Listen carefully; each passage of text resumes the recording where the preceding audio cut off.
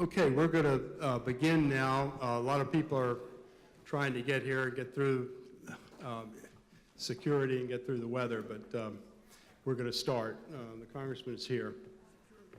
First I want to do is invite the board for the Committee for the Republic to come up. Norman, Travis Brown, Doug McGregor, Joe Baldacchino, Del Spurlock. Who else do we have here? And then we have Molly McCartney. Molly, come on up. Molly's the first woman on our board. And we have James Madison himself over here, Bruce Fine, and Bill Nitze. Here. Bill, where are you? Okay. Who's playing George Mason tonight. And then Bob Randolph, also from our board. So come on up. We'll introduce everyone.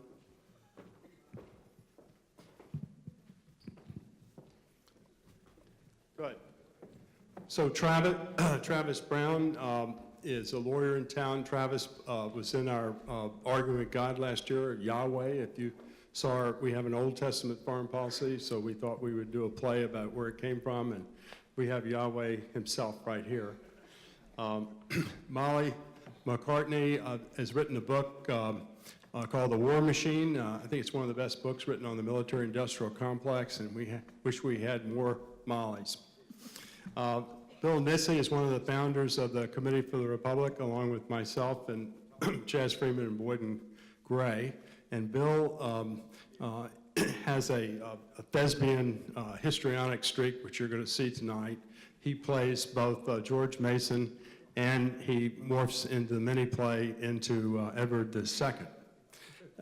Norman Birnbaum is the only member of our board here tonight who has received the Defender of Liberty Award.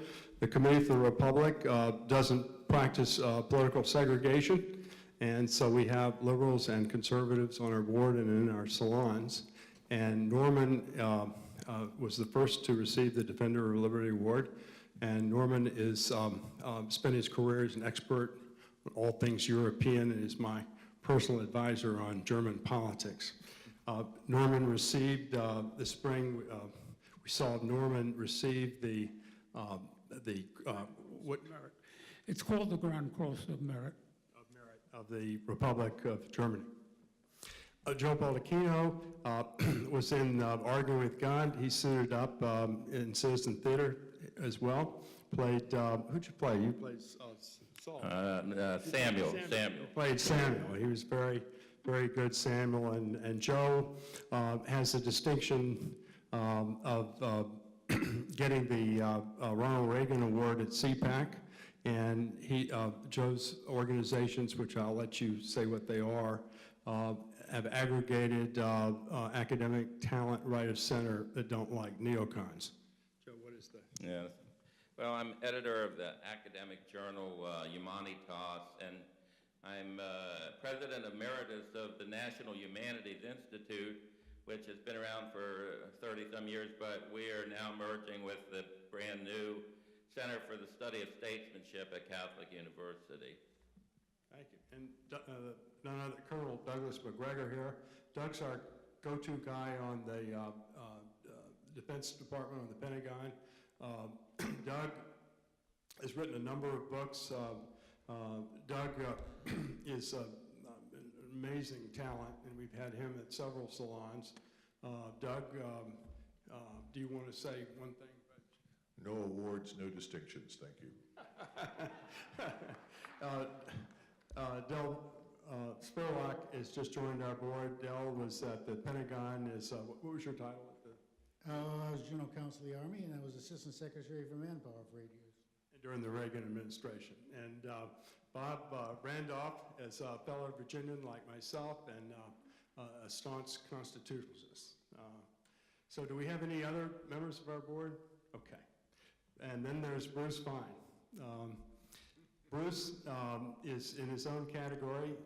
Bruce knows more about the Constitution than anyone we know.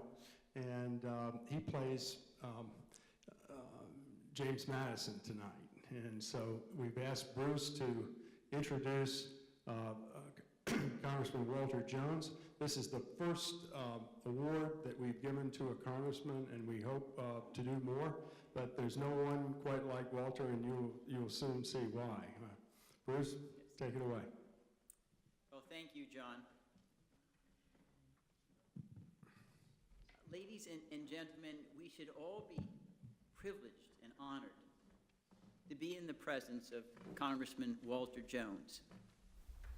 As Sidney Carton in A Tale of Two Cities gave his life so Charles Darnay could live, so Congressman Jones would give his life to restore the Constitution in all its glory and to end our wicked warfare state.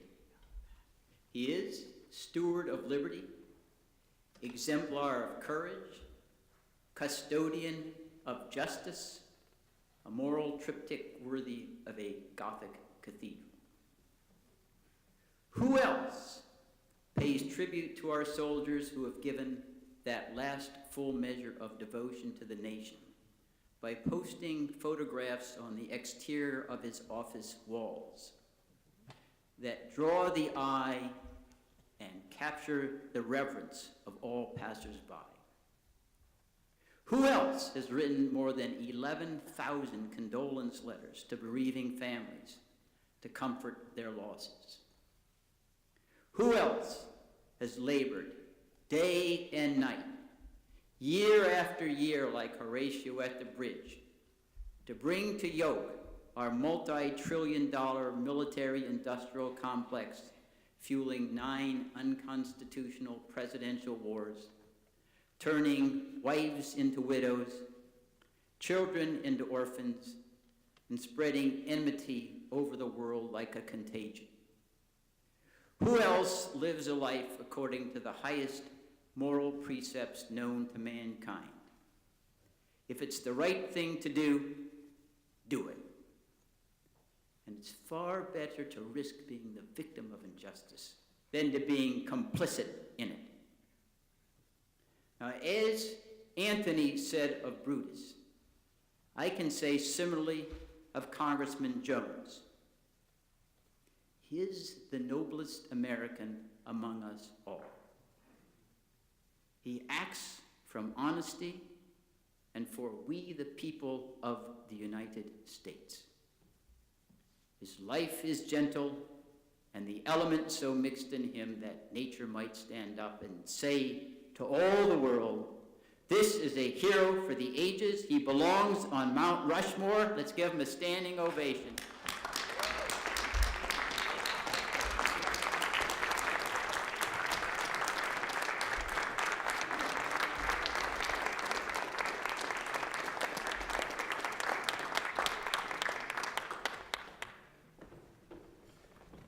Bruce, thank you so very much for what has to be one of the most humbling introductions I've ever received. So I thank you for that. More than I give glory to God for whatever I am or am not. I thank the good Lord for being such an inspiration in my life. I know that the play tonight, I look forward to watching the play. I know that Bruce plays James Madison. I will paraphrase very quickly what Madison said. It's the legislative branch that will debate and vote for war, not the executive branch. Too often, the Congress has abdicated its responsibility. We have allowed the president, whether it be a Democrat or Republican, to make decisions about sending our young men and women to different parts of the world. That's primarily a special ops types, as well as soldiers like the 4 killed in Niger 5 weeks ago. It was amazing that Senator McCain and Senator Graham said, well, we didn't know we had troops there. That is the fault of Congress. You can blame the president, but you have to blame Congress. Paul Ryan is the Speaker of the House. He has the authority tonight to issue instructions to the committees of jurisdiction and tell the committees, you will start tomorrow marking up a new AUMF, authorization of military force. We've had no debate on Afghanistan since 2001. That is 16 years. We actually had an American soldier killed a week ago in Afghanistan. He joined his brothers and sisters to add to the 2,300 Americans who have been killed in Afghanistan. We spent well over $1 trillion in Afghanistan. We have well over 20,000 wounded, most of them severely wounded, and yet we have no debate. That's why this play tonight is very, very important. I regret to say, after I watched the Vietnam series by Ken Burns and Lynn Novak, that it reminded me really a great deal of the policymakers in Washington today. For whatever reason, the policymakers today don't feel the pressure from their families back home because we don't have the draft anymore. Therefore, you here tonight, as well as your many friends, I hope that you will become more involved in trying to put pressure on the leaders of the House, because I am very disappointed that we don't have many debates. I was interviewed 3 times a day by 3 different press elements and talking about the bill I'm on with Mr. Canyon from California to say that Congress needs to debate our role in Yemen. Most of you know that we have sold millions of dollars of weapons to the Saudis, and they have their fight going on with proxies, and so therefore Iran's on the other side. I'm like Ron Paul, one of my dearest friends, and I believe sincerely that a nation that is financially bankrupt, we're $20 trillion in debt right now, that continues to spend billions and billions and send young men and women to die without action of Congress. To me, that is not what America stands for. Back in 2005, I wrote the Commandant of the Marine Corps, who's a friend of mine. His name is Chuck Krulak. And General Krulak, quite frankly, has been my advisor on Afghanistan for 5 years. And I wrote President Trump a letter. I've got to get my glasses out, Mr. Madison, just a moment, please, to read this to you. On July the 14th, I wrote to President Trump, and I said, many of us in the United States House of Representatives believe that we have been denied our sacred duty to debate and declare war. I reminded him that he had made 30 comments and tweets about the futility of Afghanistan. Read just one of them very quickly to you that I put in this letter. I put 4. You also tweeted that year, let's get out of Afghanistan. Our troops are being killed by the Afghanis. We train and we waste billions there. Nonsense, rebuilding the United States of America. Then I said, Mr. President, I agree with those remarks, and so does the 31st Commandant of the Marine Corps, my friend and unofficial advisor, General Chuck Krulak. As he said in a recent email to me, no one has ever conquered Afghanistan, and many have tried. We will join the list of nations that have tried and failed. I share that with you because we have written 13 letters to John Boehner and now Paul Ryan, bipartisan, Democrat and Republican, asking that we have a debate on the future of our role, our commitment in Afghanistan. To this day, we get no answer. We have no debate. A couple other points. I am of the firm belief that a nation that believes that it can change the world is going in the wrong direction. Some here tonight might disagree with me. But what can we prove we've done, whether it be Afghanistan or Iraq? Iraq was an unnecessary war. Bruce made mention of this. I went to a Marine's funeral down in my district. Michael Bitts, he was a sergeant. He was killed the first or second week of the war in Iraq. The Bush administration manipulated the intelligence to sell an unnecessary war.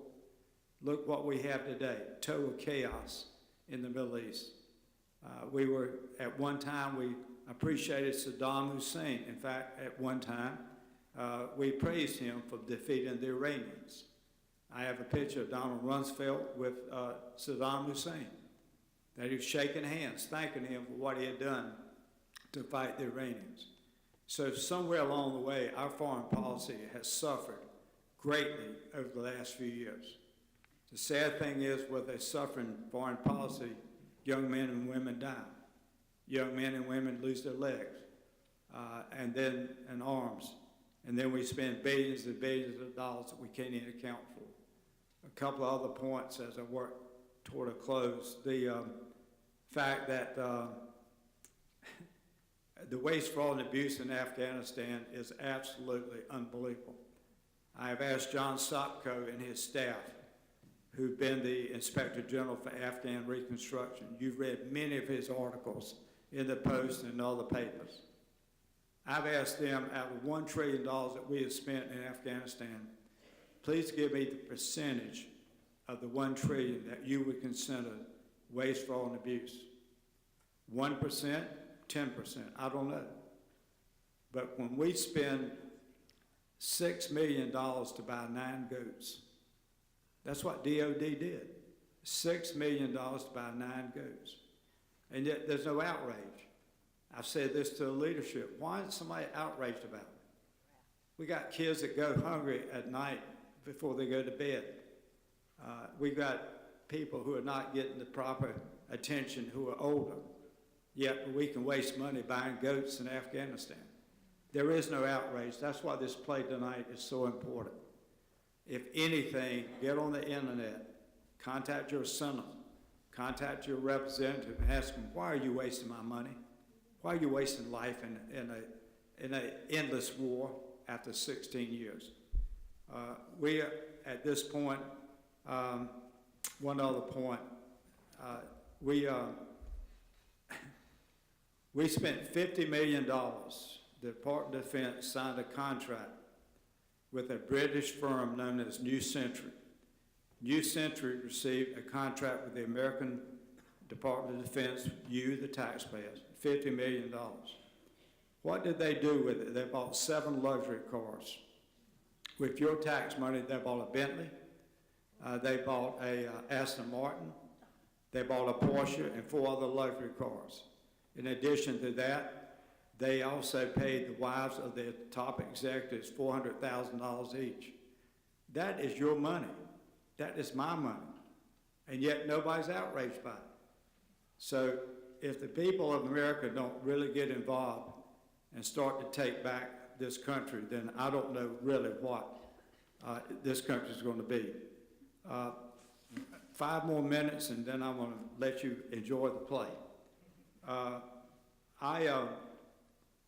In 2010, I was home on a Sunday. I'm Catholic, I go to Saturday Masses, but anyway.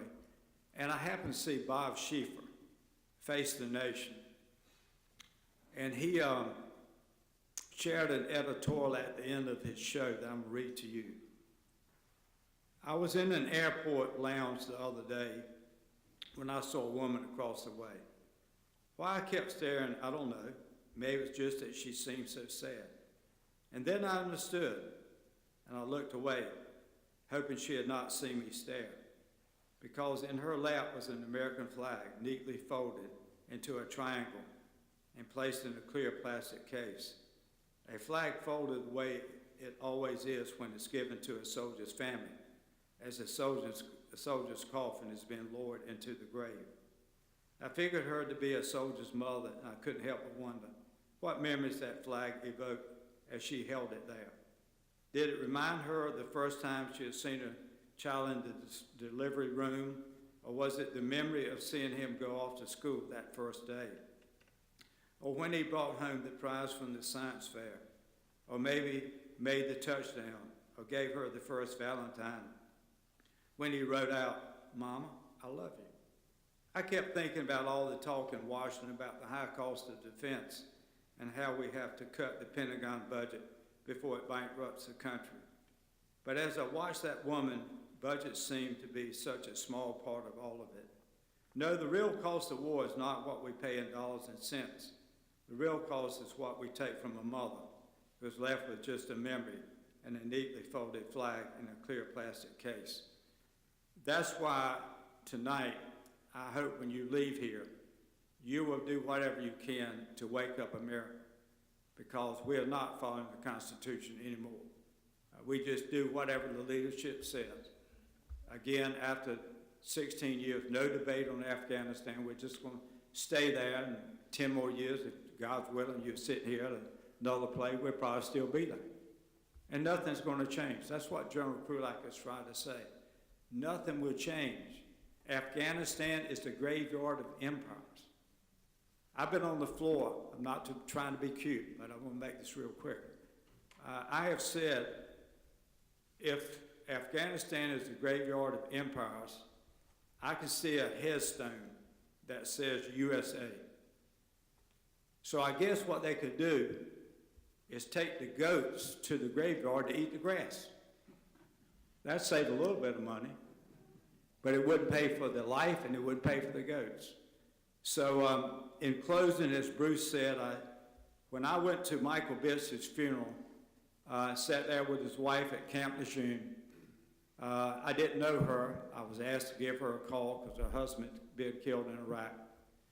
And I sat there with her at Camp Lejeune. It was an outdoor service. It was in the latter part of March. It was a beautiful day. I walk around. It's out under a tent. And there's these two Marines, head and foot of the coffin. And a young captain gets a folded flag. I sit beside the wife, Janina Betts. They put the flag in her lap.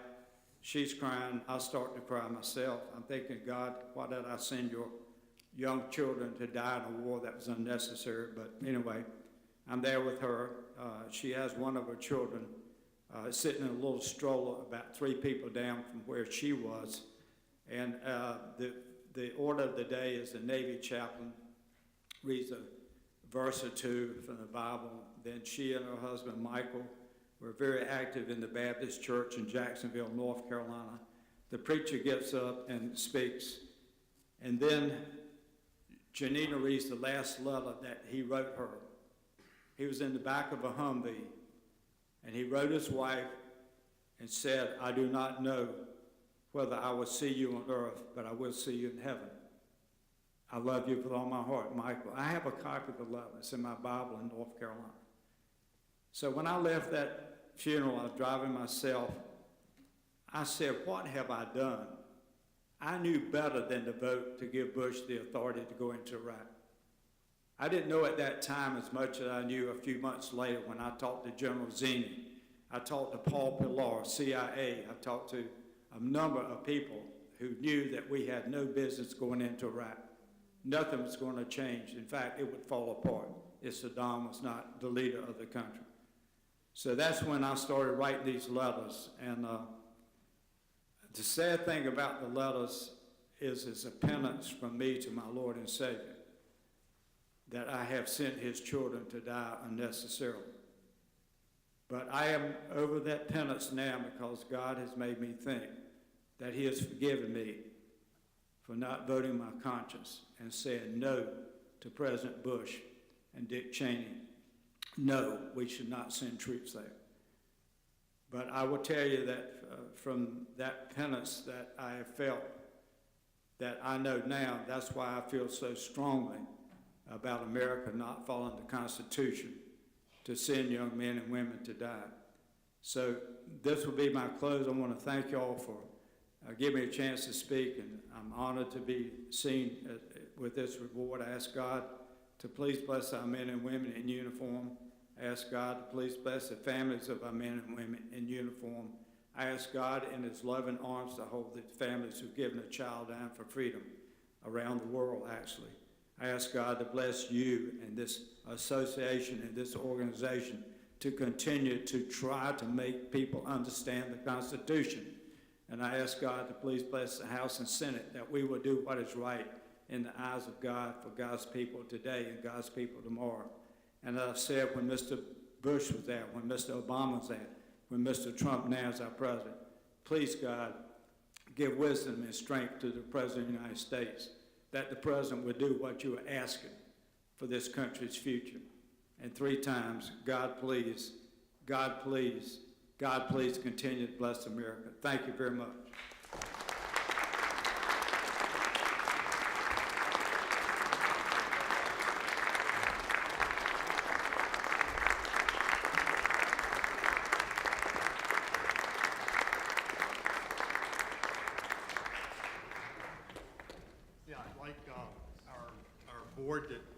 those ranks here, and we get a Walter come over, and we want to present you with this award.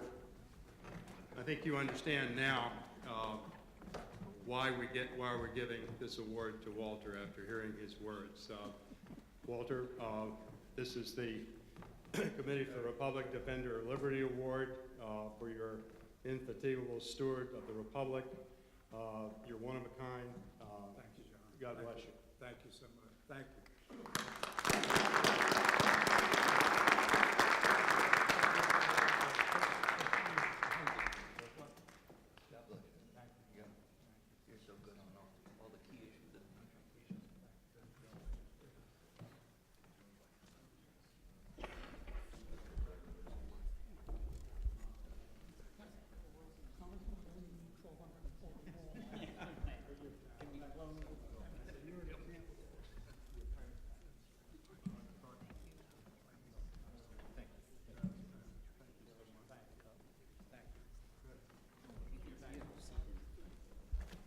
So it's a bit sobering, isn't it? So Rick Davis, come up, and our board can take their seats in the audience. And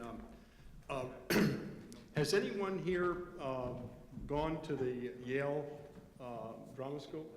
Has anyone? You have, okay. Anyone else? I think if I have a second life and could come back, I definitely want to go to the Yale Drama School. And Rick Davis, who is the head of performing arts at George Mason, we're so blessed to have Rick as our director. And if you go to the Yale Drama School, they're going to tell you the two things that you need to know about theater that Rick is going to tell us. Rick is very, very dedicated to citizen theater, which is what we're doing tonight. Rick Davis. Well, good evening. There is an old saying in the performing arts about being a tough act to follow, and we just witnessed that for sure. Congressman, thank you for those wonderful words of inspiration and insight. So, John Henry said there are only two things you need to know about theater. That's probably true, actually. So I'm going to tell you both. Number one, the citizen artists, the citizen actors of this company from Washington, D.C., from Rappahannock County, Virginia, from Maryland, from everywhere in between, gather periodically in the service of Dionysus, our patron saint, right? But also in the service of big ideas. And what differentiates this company, what differentiates this effort from a lot of theater work that we do on a routine basis, is that it actually has the same taproot. It has the same intellectual and spiritual and civic taproot as that of ancient Athens.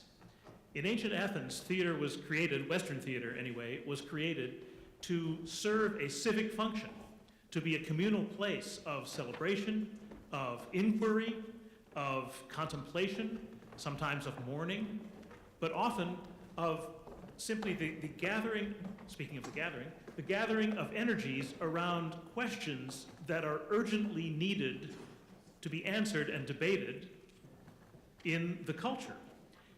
It's no accident that many of the great Greek tragedies that survive, and you know we have only a razor-thin body of Greek work that has survived the millennia. It's no accident that many of them have to do with war, the same kind of questions that we're going to contemplate tonight in John Henry's play, Republic for Which We Stand.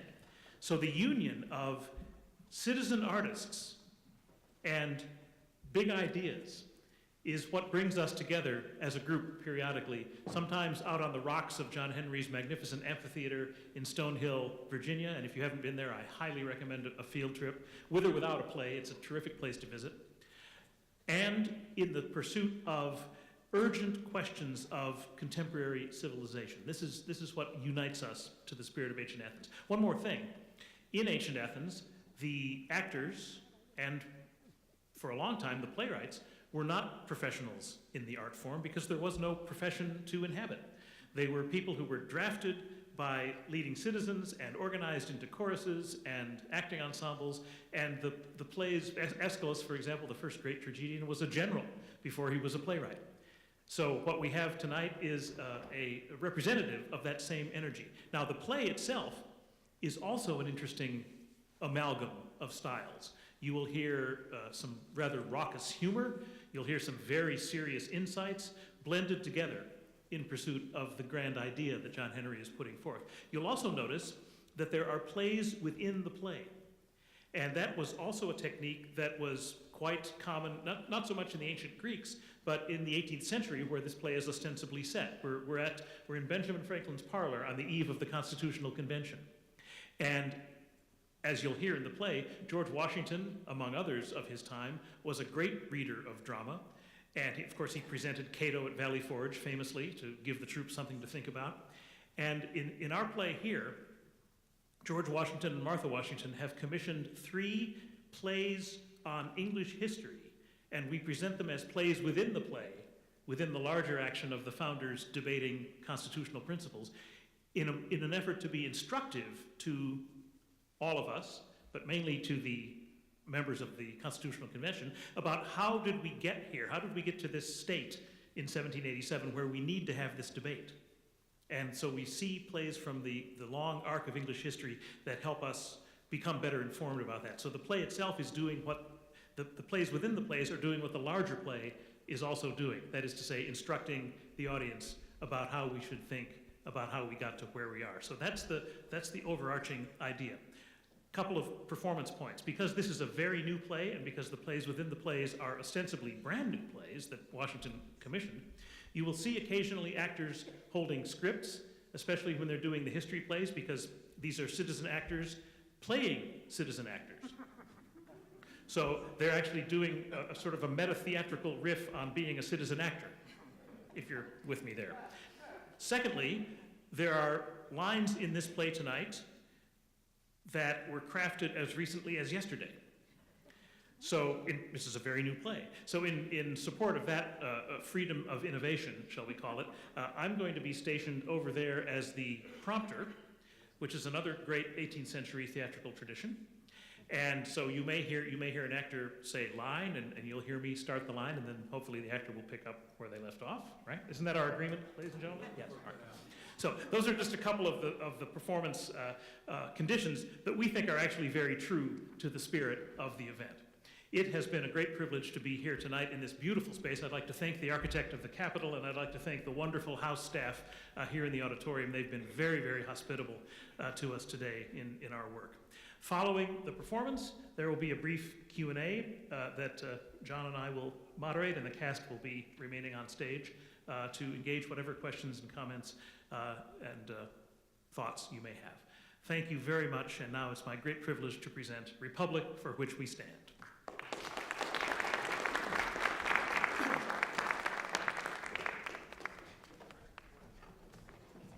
Benjamin, this is so exciting to be here for this momentous occasion. Oui, madame. One small step for the United States, one giant step for mankind. The Constitutional Convention delegates are on their way. Ah bon? Mr. and Mrs. Madison have arrived. My dearest Dolly, I have missed the pleasure of your company. James is such a strategist. He thinks it'll take another week to finish the blueprint for our new republic. Line? Oui, bon, Benjamin, you know what you say in Paul Richard's Almanac. God gives all things to industry. Yes, that doubled my circulation. Yes, I know about your circulation, but you know, to talk the talk is easier than to walk the walk.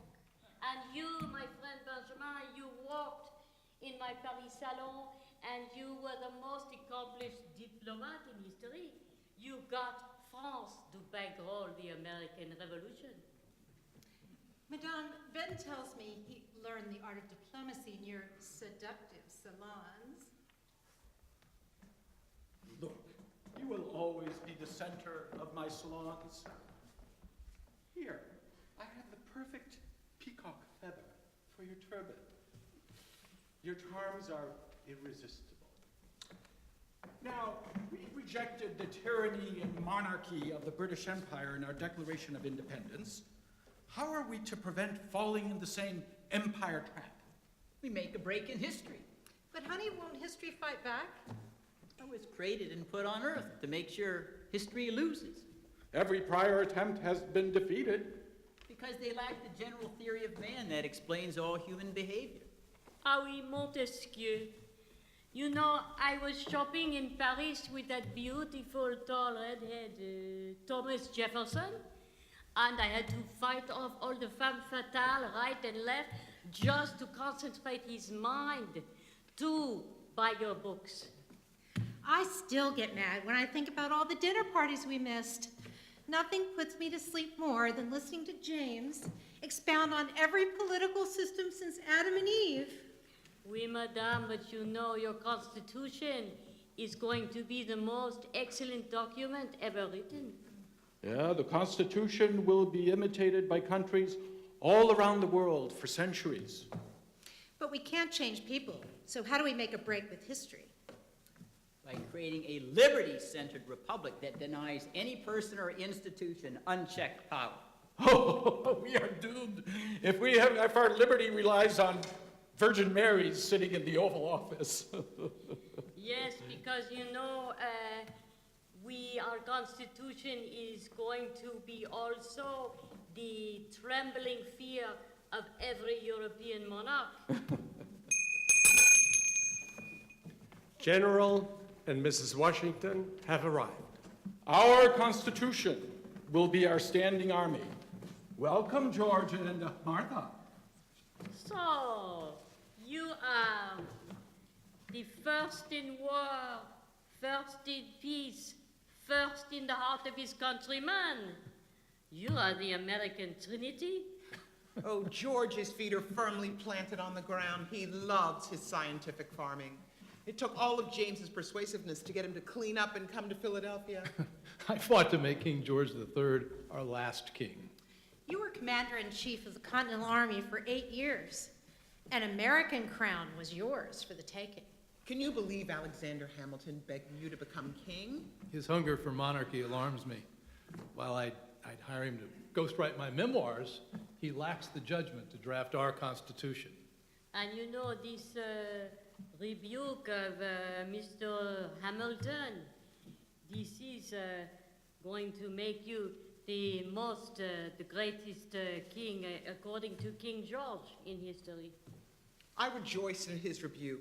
I have no desire to be a queen like that bejeweled Marie Antoinette.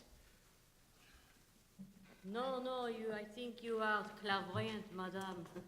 Marie Antoinette, she probably has a guillotine in her future. But you know, tant pis, she will, it will be on the cutting edge of history.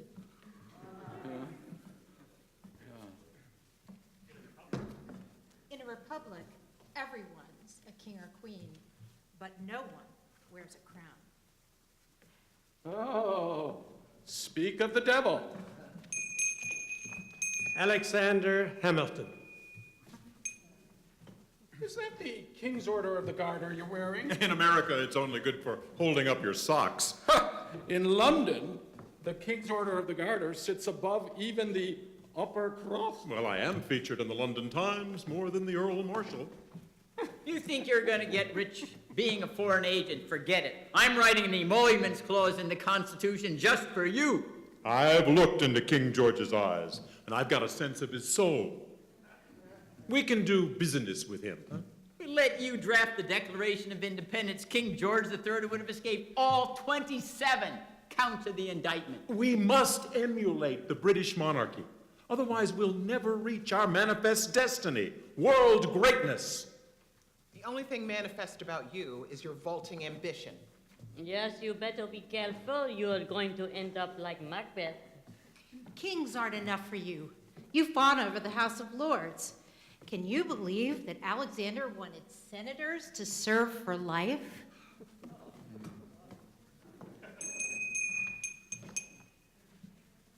Mr. and Mrs. Mason have arrived. Welcome, George and Sarah. The Masons are always welcome in my home. Oh, look at who's here. Our very own Catiline. Isn't that the man who conspired to destroy the Roman Republic with dictators? Yes, and now he's conspiring to destroy our republic with monarchy. You took the words out of my mouth. Do you know that on July 4th, 1776, King George wrote in his diary, "Nothing of any importance happened today"? Oh, good heavens. Alexander's elected monarchs will be as rotten as the hereditary ones. Absolute power corrupts absolutely. You must be president for life. No one, including me, is saintly or wise enough to be president for life. Triumphalism, narcissism, not my cup of tea. Your ambition, Mr. Hamilton, is to ride George Washington's coattails like Augusta rode Caesar's toga. We'll never be great until we crown the executive with limitless power. Energy. Energy. Energy! Energy, energy, energy, energy makes the president great! Alexander, have you forgotten? Governments are formed to pursue life, liberty, and the pursuit of happiness. Your duty is to make America #1. I've found an even better seamstress than Betsy Ross.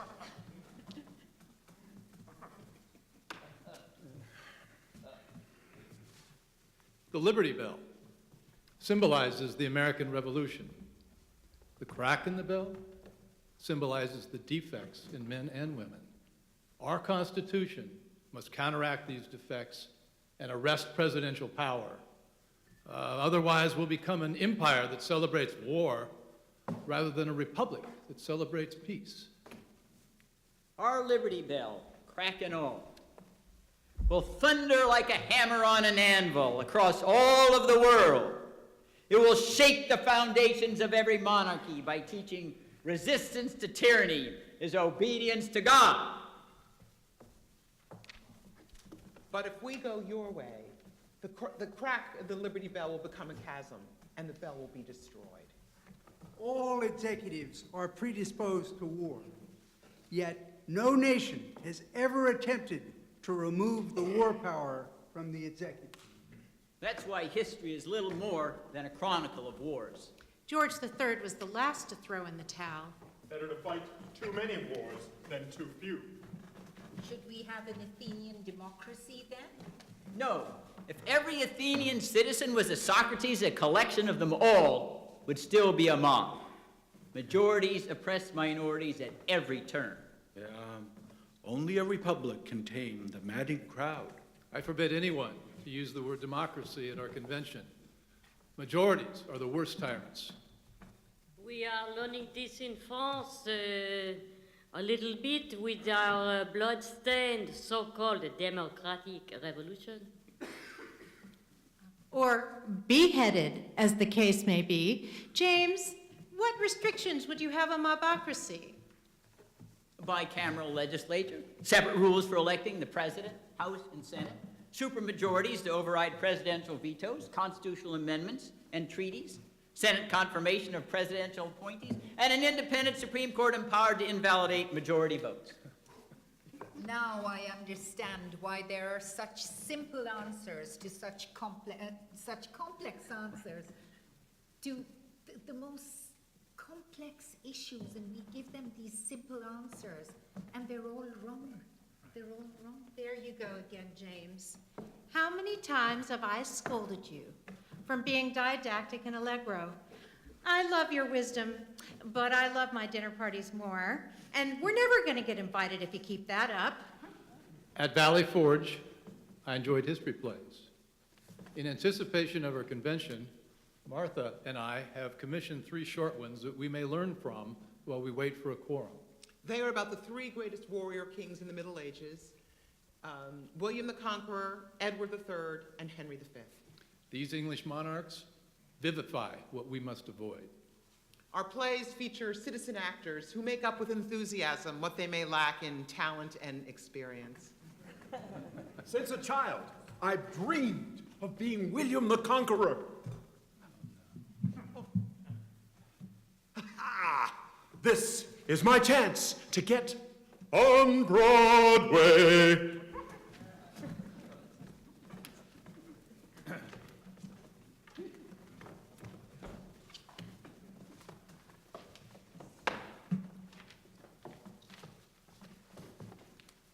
We are the victims of war.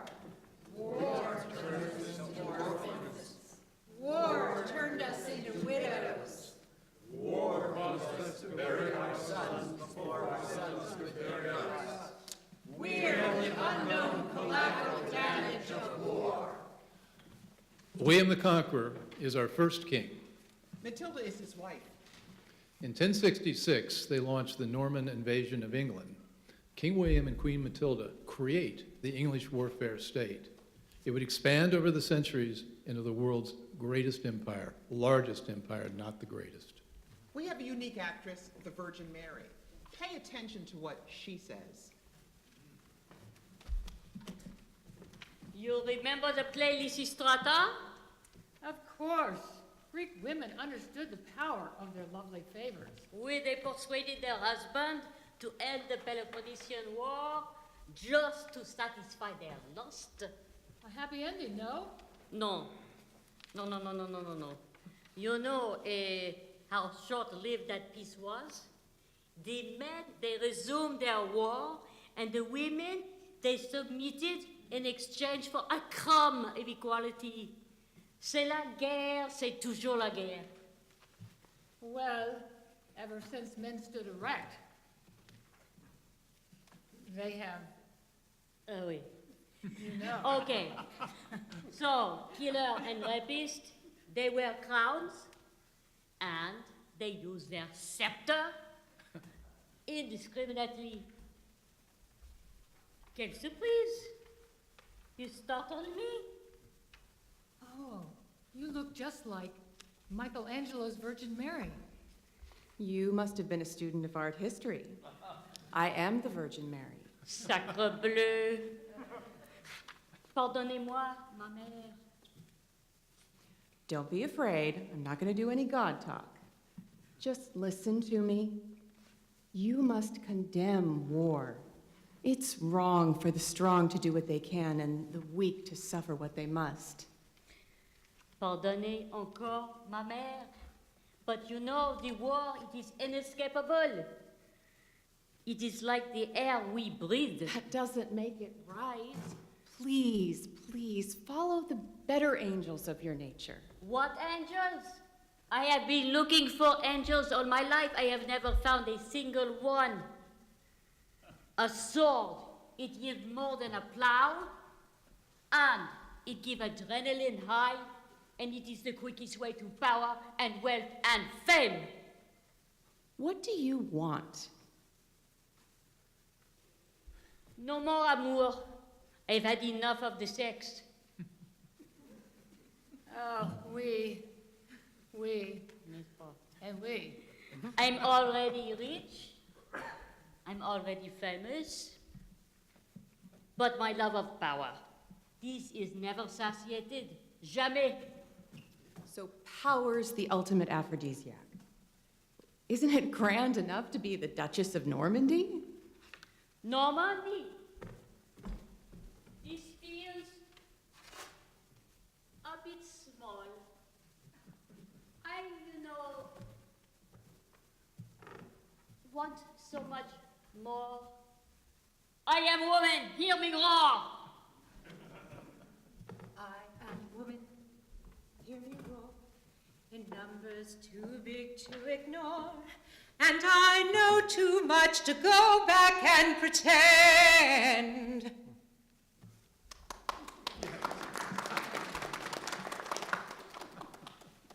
You'll drown in innocent blood. I didn't set this admission price. When men go low, you must go high. Huh. You know, we women, we are not saints. We're human, just like the men. Tant pis alors. There you are. There you are. I've been looking all over the castle for you. Since I was a child, I have seen myself as a grand queen in every mirror. Now it is time to update from this Duke and Duchess. So what's your plan? We conquer England. You're joking. Huh, you think so? I will not have you between my sheets if you do not agree. Well, that's no joke. Huh. Well, what is the point, William, mon cher? To have all this strong military you always brag about if you don't use it? No one will mess with me if they see my big stick. Huh. To war is always better than to jaw. Your battle hymn is I came, I saw, he died. You're as callous as I am. If 500,000 widow and orphan are the price, so be it. Yeah, I'll double your price. Huh. I quiver with excitement. Well, I watch you crush those little dukes of Normandy, your uncles, les oncles pavés. Would you have married me if I hadn't killed so many? Not on your life. Jamais. War revenges my bastardy. You should be nothing less than a king. Your stick is too big to remain just a little duke. And you're too big a woman to be anything less than a queen. You're my nasty woman. And you're my nasty man. My bad hombre. We need a pretext for war. Uh-huh. Humanitarian intervention. This works every time. Yeah, we'll say we had to destroy the village to save it. Mais we are huge horses. They will trample the Anglo-Saxon foot soldier. Encore les hommes pavés. We'll dot England with castles, and we'll make the English speak French. That's not funny. Okay, bien sûr, mon chéri. I will fund a fleet to cross the channel. Our barons owe us a spare 40 days of military service. You know they're going to complain about everything over there in England. The weather, the food, muffin anglais. Quel fromage. Oui, quel dommage. Caesar had the answer. Land. Give them half the conquered land. Yeah, okay. Half the promised land. Demi pour nous, demi pour eux. C'est bien. Remember, the Romans left England. The Normans will never leave the promised land.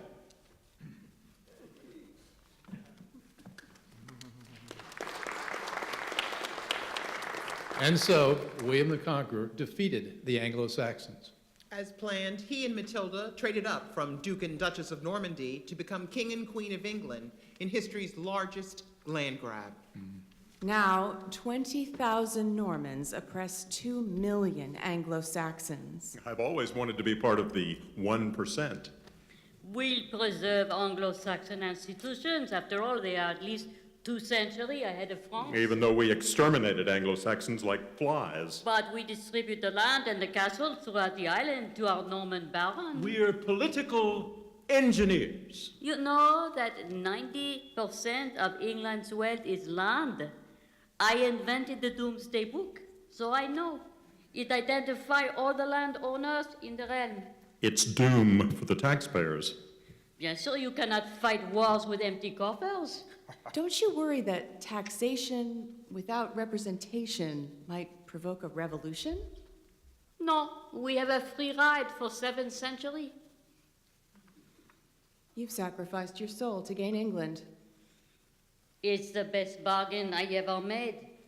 My soul, this is only abstract. My power is concrete. We're going to be history's most successful warfare state, a new island race. We'll be a hybrid of Norman warrior genes and Anglo-Saxon genes for institutions. And for fashion, Levi-Strauss jeans. A perfect recipe for greatness. We'll succeed where Rome failed. We'll win and win and win until we're number one. I knew this shirt would come in handy. War. Huh, good God. What is it good for? Absolutely nothing. Say it again. War. Huh, good God. What is it good for? Absolutely nothing. That Matilda's a piece of work. She craved power as much as William. We fought the American Revolution to sweep away these centuries of servitude. Rights aren't donations from kings. We are born with unalienable rights. We don't do conquests like William and Matilda. We only unsheath the sword of liberty in self-defense. Our Constitution will stand or fall on resisting the temptations of war. Our Constitution must be designed for peace. We gave up hearths, homes, and lives for 8 long years to defeat empire. Unless we create institutions that pit ambition against ambition, our liberty will be crucified on a cross of imperial gold. Our sovereignty must be entrusted to the president. Only he can keep us safe. In a republic, citizens are sovereign. Congressional government leads from behind. Only the president can lead the world, just like William the Conqueror. World leadership, except by example, is repugnant to every bone in my body. My dear, that's using a lot of bones to say a lot of stuff. I don't even know what world leadership means anymore. No, we French know it when we see it. It is like obscenity. You know it when you see it. Government by executive order is more efficient. Well, it is. If you keep speaking like that, I'm evicting you from the Constitutional Convention. For forms of government, let fools contest. Whatever is best administered is best. Got it backwards. In a republic, liberty is more important than making the stagecoaches run on time. Caesar was efficient. Our glory is liberty.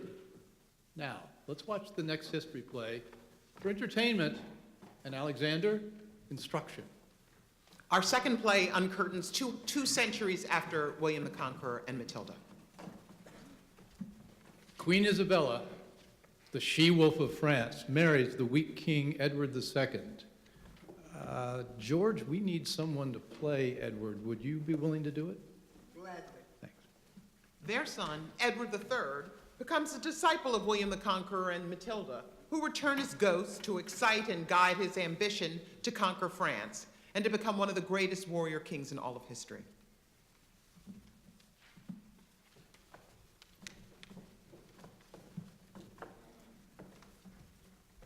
We're the victims of war. War turned us into orphans. War turned us into widows. War has buried our sons. We're the unknown collateral damage of war.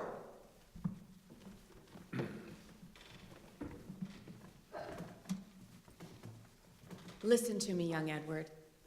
Above all, learn to love the written word.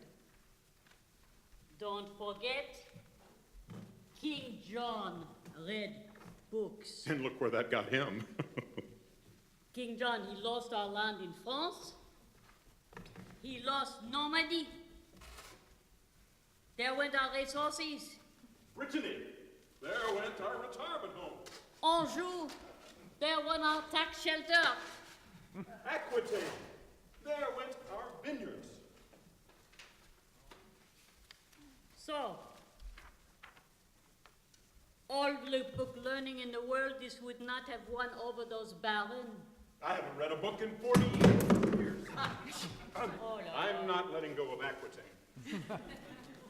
Reflection inhibits war. Athens became great by killing Socrates. What did I just hear? You heard me right. Killing Socrates made Athens great.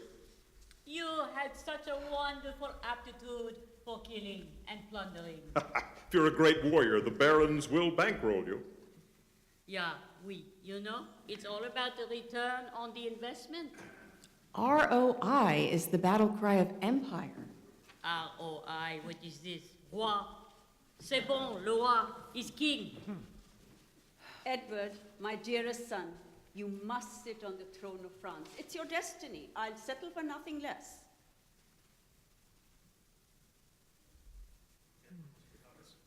Well, Edward, he must recover all the land.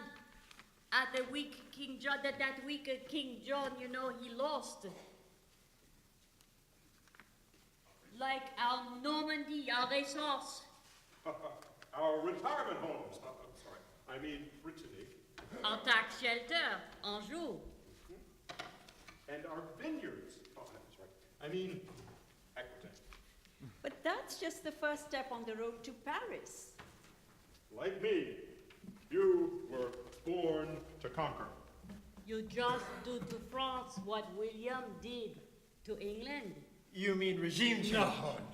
That's small change. We're talking about much more than regime change. We're talking about seizing the whole damn country. You have got to earn your shirt. You don't stop there. While you're at it, you conquer the whole damn world. Racehorses, retirement homes, tax shelters, And wine. You tell the world what to think and what to do. We'll call it globalization. I'd be wearing the French crown if I was a man. My anger boils over. The blood of King Charlemagne flows in your veins through me. Why do the French barons pass you over for a mere count? France, they say, doesn't do standalone queens. Don't worry, Mom. I'm the only one who can fix this. Edward, I implore you, don't follow their advice. The graves of the innocent are the foundation for the French throne. And the English throne. And all thrones. Why should I be held to a higher standard of other kings? I'll climb to the top using the skulls of my enemies as rungs on a ladder. Listen to me. Conquest defeats itself, but justice lives for the ages. But conquest is what strong kings do. Think for yourself. Peace is the hallmark of the strong. Nothing's worse than a weak king. Dad's a loser. Why do you keep trying? No one is listening to you.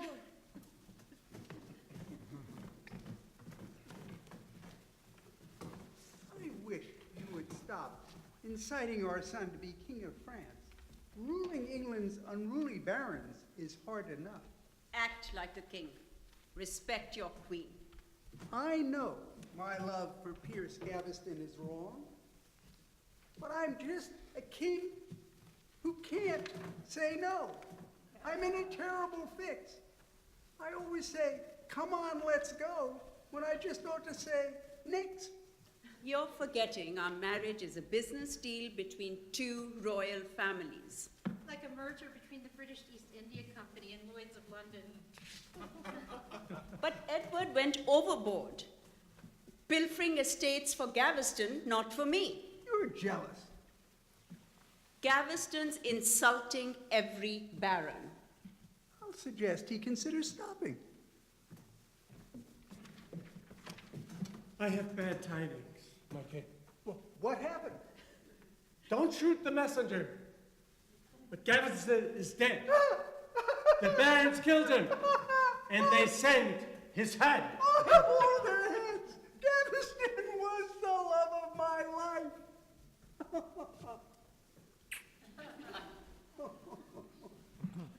Get a hold of yourself. If you don't watch out, you're next. Is that it? What happens next? Edward II courts another baron, and history repeats itself. Isabella's estranged and returns to Paris, where she meets and falls in love with Roger Mortimer, an exiled English noble. Let's peek in on one of the Middle Ages' greatest love affairs. I'm not entirely comfortable playing Mortimer. But no sacrifice is too great for my country. My dearest Mortimer, what's that scar on your lip? Your husband's battlefield signature. My heart bled. when Edward confiscated your estates for his new lover, Hugh Despenser. If I hadn't escaped from the Tower of London, Edward would have executed me. My heart soared when my brother, the King of France, gave you sanctuary. That was the first and only time he waved his executive order against immigrants and refugees. Sex between us was purely transactional. My youngest daughter was conceived as he caressed Despenser and told me to love him. Have you sought the arms of another? Never, dearest Mortimer, even though my heart is oh so lonely and desolate. For so long, I dare not tell you. You are the woman of my dreams.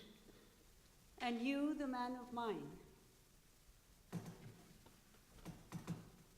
When I reached France, I made 2 vows. One, to wear black until I returned to England, and to never touch a woman until I saw you again. And did you keep your vows? Are you doubtful? Every woman knows if a man loves her.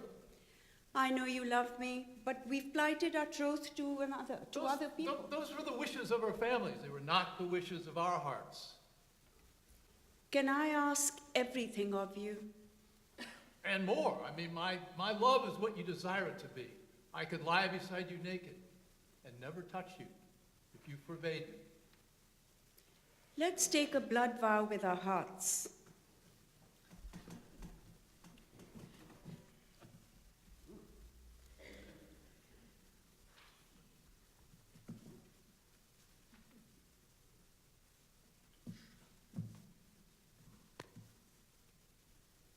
Dearest, I give you my heart and take yours. Dearest, I take your heart and keep it in place of my own.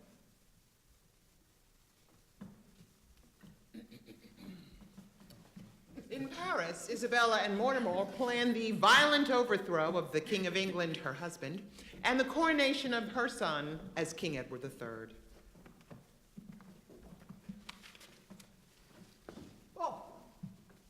I need an additional loan. Unfortunately, you are maxed out. My credit's gold. I checked the credit bureau. Your score does not qualify you to buy an ancient Venetian gondola on 20-year installment plan. I'll repay the loan when I get my hands on the English Treasury. And what would your business plan for that be? I'm going to overthrow Edward and rule England in my son's name. And how would you do that what army would you use to do that? I've married my son off for 2,000 mercenaries. The King of France is with me, and Mortimer is my commander-in-chief. Defeating Edward will be as easy as taking victory laps. Easy peasy lemon squeezy. Well, I'll have to think about it. Think all you want. But if I don't get the money right away, I'm going to break up all the banks and you'll never be too big to fail again. It's a deal. Follow our 1066 playbook. And you'll never be a loser. Send the ships away after landing. No retreat. Give me victory or give me death.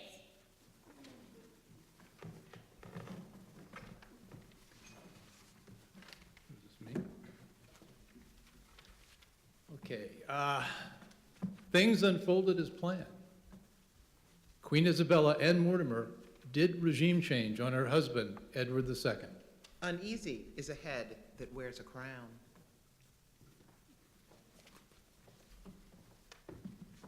We're here to present you a special gift from Isabella and Mortimer. They wanted you to have your lover to give one last kiss before you depart this world. Sorrow's coming battalions.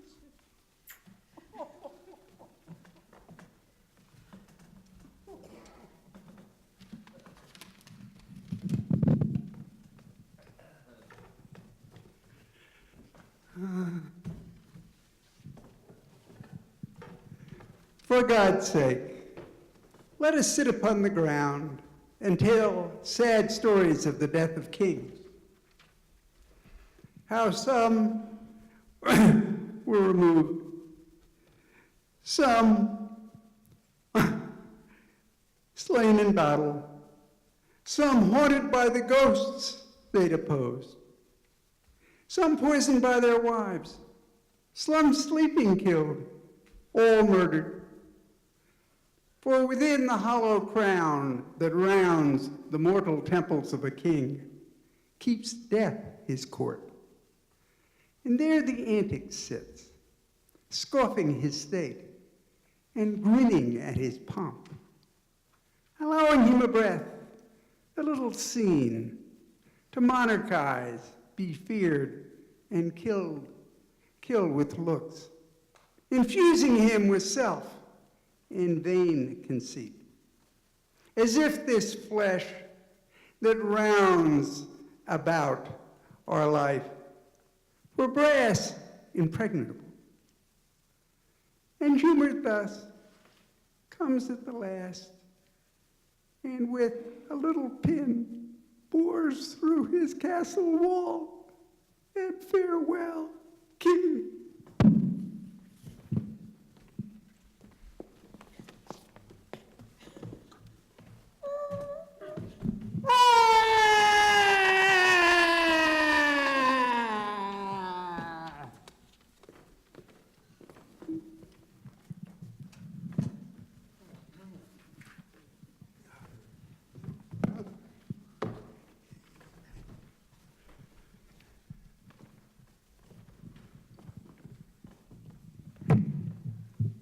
My lord, the deed is done.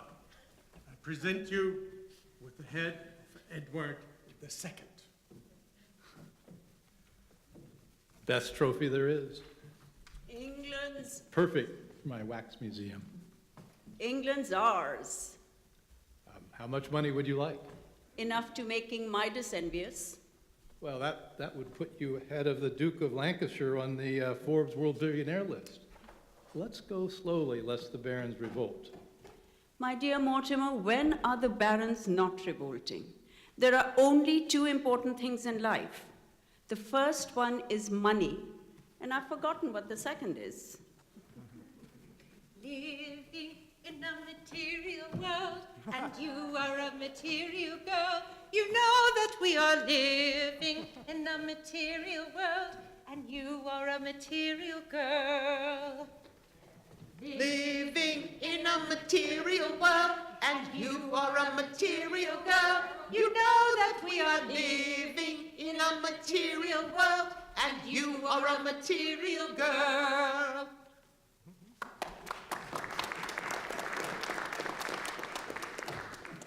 Young King Edward III does regime change by killing Mortimer.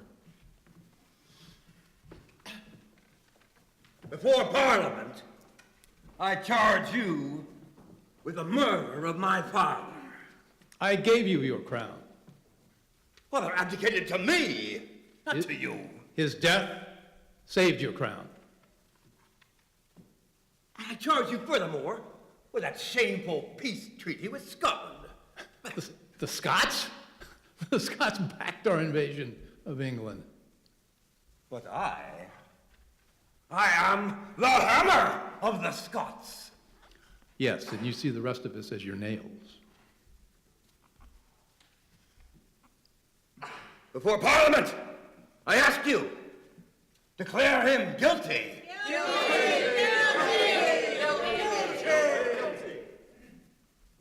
Off with his head.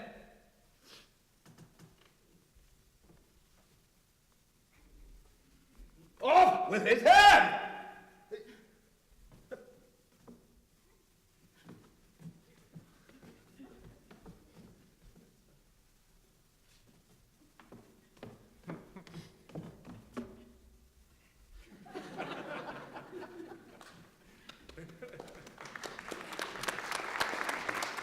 Mortimer is now dead. Okay, last night I had a nightmare about a little man called Robespierre, and he brought a reign of terror just like this to France.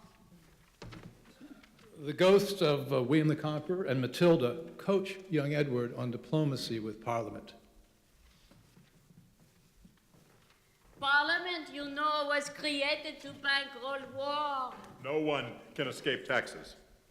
War is the best way to excite the loyalty of your subjects. The French don't hang together. So we will hang them separately. 1, 2, 3. You are the hammer of the French. By fighting the Welsh and the Scots, we've created battle formations of longbow archers that can stop a cavalry charge at full gallop in 200 meters. Longbows are as important to our empire as horses were for Genghis Khan. Well, I'll make longbow craftsmen, I'll give them tax credits and cost-free contracts. Well, if they don't outsource, of course, but, well, that'll prime the pump of the military-industrial complex. Well, and I'll make archery a part of our common core curriculum. England is a government of men, not of laws. That's why we don't have a written constitution. So, the Constitution is nothing but a brooding omnipresence in the sky. It's the divine right of monarchs to take their country to war. Obviously, you can't be trusted to keep the peace. Can't our chorus persuade you? We're the victims of war. War turned us into orphans. War turned us into widows. War caused us to bury our sons before our sons could bury us. We're the unknown collateral damage of war. Battlefield deaths are just a dry statistic. Parliament is nothing but a talking shop. Chat, chat, chat. Talking shops don't go abroad in search of monsters to destroy. Thank God Parliament doesn't have the war power. If that ever happens, we might as well be Finland. Oh, without a Caesar, the sun will set on the English Empire. No wonder the Romans chose dictators over their cautious Roman Senate.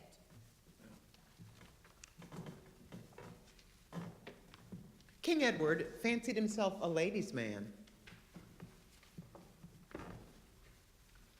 Ah, my dear Countess, I am so glad to see you. Why did you send my husband to France? Diplomacy. Why do I think that's not the reason? Well, because it's not. You see, in my court, to tell a truce is a gaffe. And that's the truth. I feel the coarsest love for you.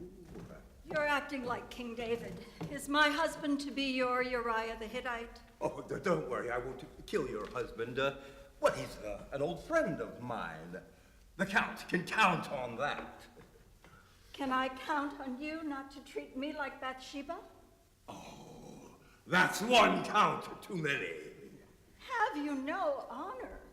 Well, you know, honor is not a matter of this. This is not a matter of honor. This is a matter of national security. And I feel that your love would give me strength in battle.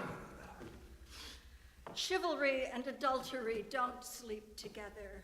Being king of my country does not make you lord of my bed. Yes, but a king, the ace of trumps, can do no wrong.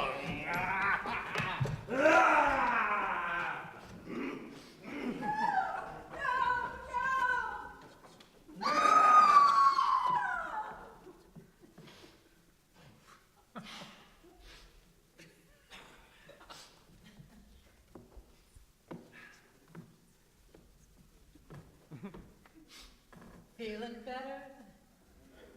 Now that you're through? I'm feeling better, because I'm over you. Learned my lesson and left a scar. Now I see what you really are. You're no good, you're no good, you're no good. Baby, you're no good. I'm gonna say it again. You're no good, you're no good, you're no good. Baby, you're no good. No, no, no, you're no good, you're no good, you're no good. Baby, you're no good.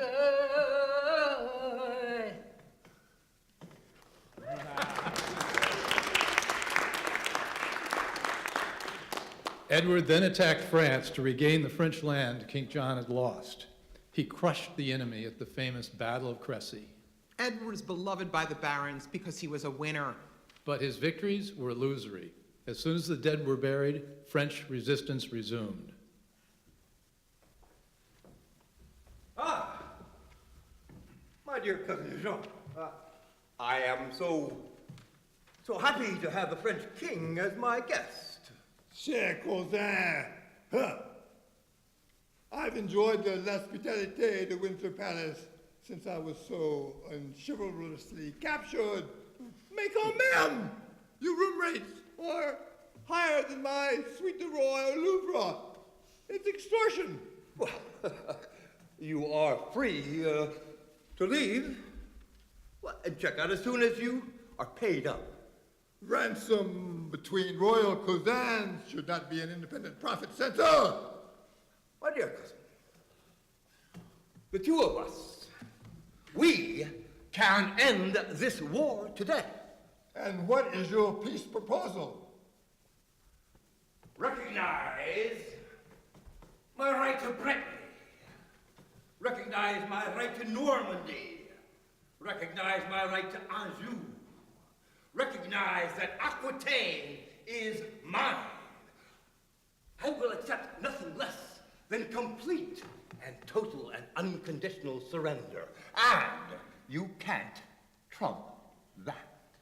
I shall have to think about that. Laissez-moi réfléchir, connard!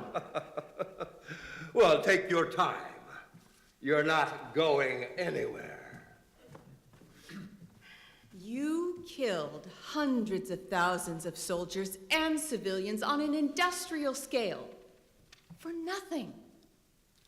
If we didn't fight France on French soil, we'd end up fighting the bloody frickin' frogs in England. That's the soundtrack of every conqueror. You don't fool me. But I don't care. You don't finance my wars, but Parliament does. And I have them in my pocket. You create your own enemies. Hornets won't sting you if you don't disturb their nest. You know, I can't chance even a 1% chance of a rogue hornet. Even if eliminating that tiny risk means going to the dark side? Even if it means killing them all. I dwell on the dark side.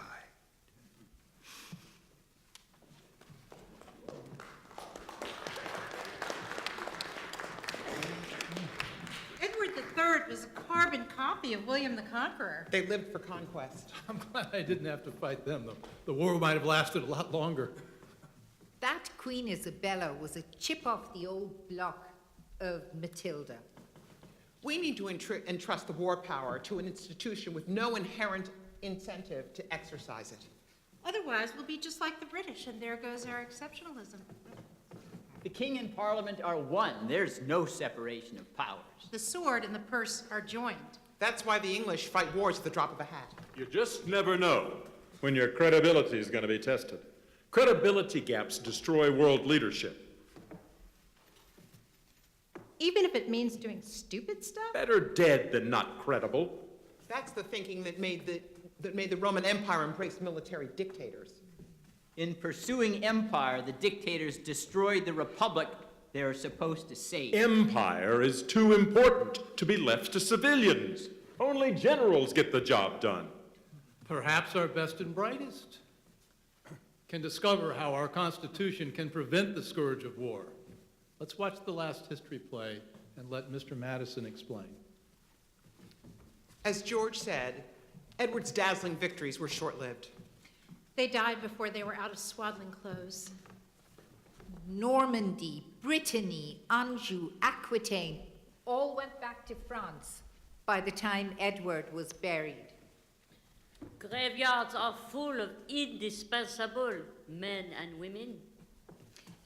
History repeats itself. First as tragedy, and then as farce.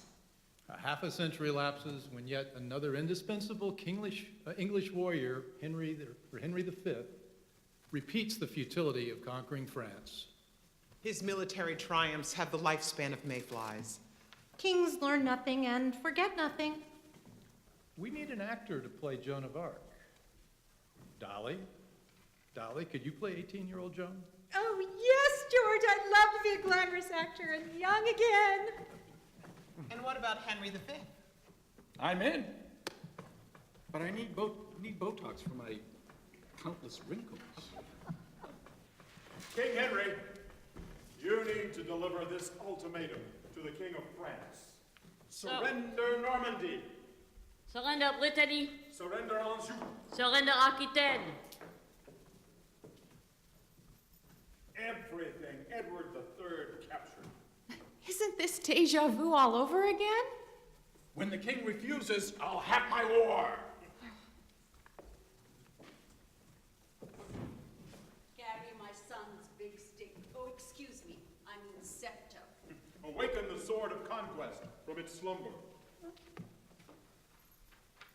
If you're not King of France, you're not King of England. Repeat Crécy at Agincourt. Encore éclair. Our longbows will slaughter the enemy as God did every Egyptian firstborn. The English are good, non? Exceptional. Oui, c'est très bien. Indispensable. If foreign governments don't submit, we attack them as state sponsors of terrorism or the axis of evil. God gave me victory at Agincourt, but I had to pay double the tithe from plunder. Now we control Paris. It is worth more than a mass every season of the year. J'adore Paris au printemps.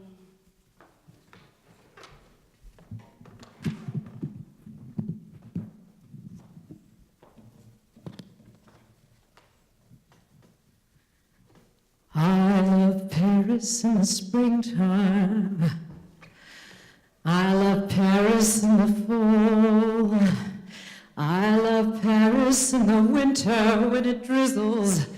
I love Paris in the summer when it sizzles. I love Paris every moment of the year. I love Paris. Why, oh, why do I love Paris? Because my love is near.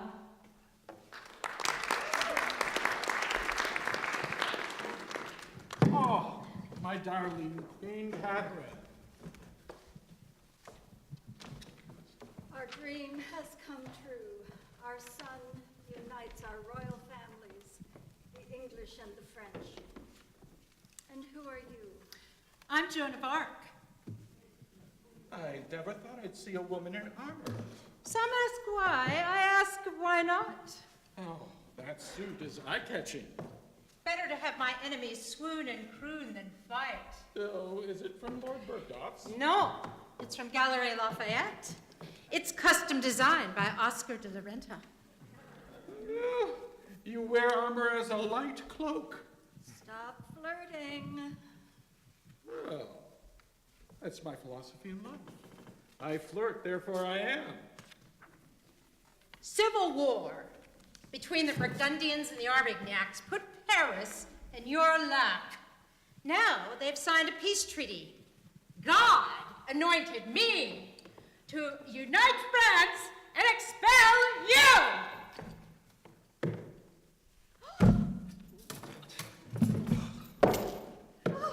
Get me a doctor. Get me a doctor, quickly. How much time does he have?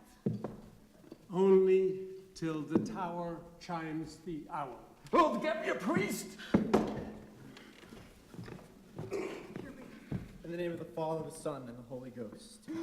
I have a better chance with 3 than 1.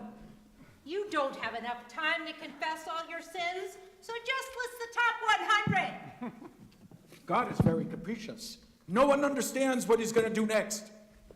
Even God doesn't know. But right now, he's on Henry's side. No, God's on my side. And how do you know? Because I carry the big stick. God has plenty of big sticks, Joan. He doesn't care about yours. It's England's turn for civil war. My mistake was to trust God's campaign promises. England goes down in the War of the Roses. England should have known life is not a bed of roses. Your son won't become King of France. Your torture's worse than the rack and screw. The sins of the father are visited upon the son. He'll inherit the insanity of your French royal family. Oh, it's the perfect storm. The English will be driven from France. Now it's our turn to hang together and yours to hang separately. Listen to me, Joan. The only moral defense for killing is self-defense. The English stole French territory. I fought a defensive war. What's your moral authority for drawing France's borders? They change as frequently as the weather. You're not God's only messenger. I hear his voices. Do you do horoscopes and necromancy too? God promised us the land between the Pyrenees, the Mediterranean, and the Atlantic in fee absolute. All he asks is that we eat duck. Are you certain God had good title? We trust in God, but keep our powder dry. Forgo any territorial ambitions beyond France's existing borders. No, it's our land. It's our horses. It's our retirement homes. It's our tax shelters. It's our wines. It's what makes us great again. It's our turn to wear the #1 shirt. I don't see the future that way. You're on a fool's errand. The kings and queens of England draw the world's borders. You're kidding yourself. Every border drawn by the sword is as fleeting as a politician's tear. Oh, ma mère, peace is for the starry-eyed. The last 2 people on earth will kill each other with a clod of dirt.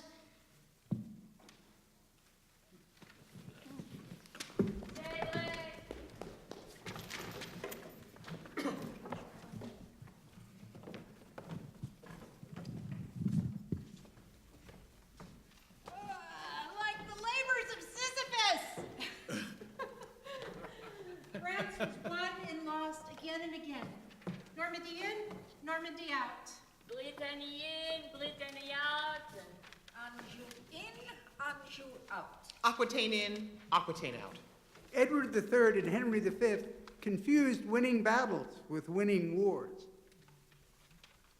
I'm on the side of the Virgin Mary. Hello, of course. All the other characters are exactly alike. Well, duh! That's the entire point of the 3 plays. We are all tempted to pursue the worst angels of our nature, and few resist. George and Martha's plays reenact a problem that has bedeviled mankind since the beginning of time. James, it's time for you to tell us your solution.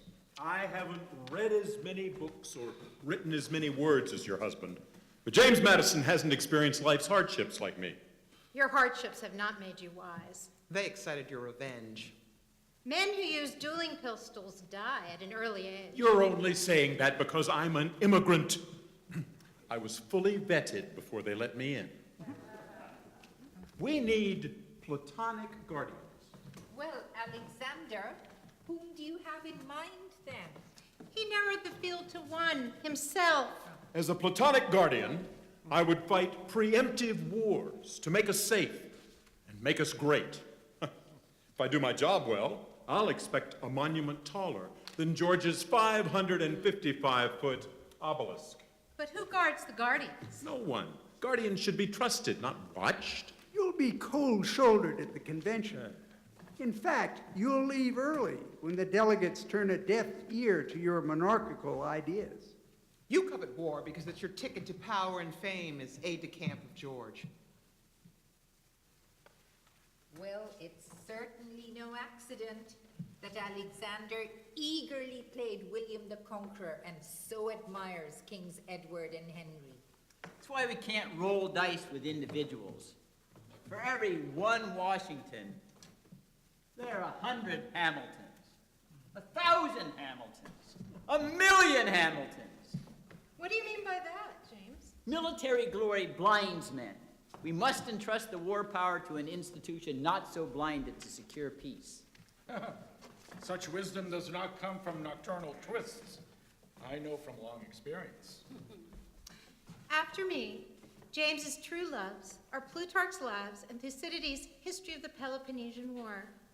I never lose a wink of sleep thinking that James is philandering. When I was in Paris, James would have been more boring than that puritanical John Adams.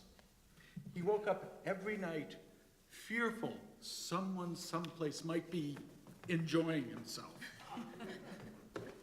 If everyone listened to the Virgin Mary, we wouldn't need to fragment power amongst rival institutions, each with distinct and opposing personalities. That's history's greatest political insight ever. What about Aristotle, Socrates, Plato, and even Machiavelli? They sought virtuous individuals as the remedy for abuses of power. They didn't discern that institutional personalities will trump the personalities of the occupants. That must be why the more things change, the more they remain the same, even with a number of different cavalcade of personalities.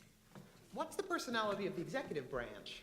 Kinetic, ambitious, bellicose, like a pit bull, always sniffing for something to attack. In other words, Alexander Hamilton. Great Britain never erected a monument to a peace king. Or a peace queen? Neither did France. What's the personality of the legislative branch? Highly risk-averse, like a Labrador retriever. It stays at peace unless it's attacked. War is the riskiest of all human endeavors. There's no upside for legislatures. Congress won't go to war unless the country's attacked. Like George, Congress will only unsheathe the sword in self-defense. As the plays showed, that's why the British never gave Parliament the war power. Madison's theory of man doesn't apply to America. We're exceptional. That's the only explanation why an immigrant like me rose to the top. Hey, let's get the attention on me. I'm a shining city on the hill, all by myself. Alexander, people who think they are chosen are more dangerous than pit bulls. There aren't any good guys or bad guys. There are nasty men like William and nasty women like Matilda. And there are bad hombres and malas chicas. We'll never be great until we crown the president with more power than any person in the history of the world. You should have spent more time reading books. The executive destroys every great thing, and the greatest of these is peace. Our salvation is with Congress, the Labrador retriever, not the pit bull. Congress must be given complete responsibility for war. War is the very definition of greatness. Only presidents can monopolize emoluments, honors, patronage. War is the greatest of oppressions. Is abandoning peace for war the greatest decision a nation makes? Yes, let's listen to our chorus again.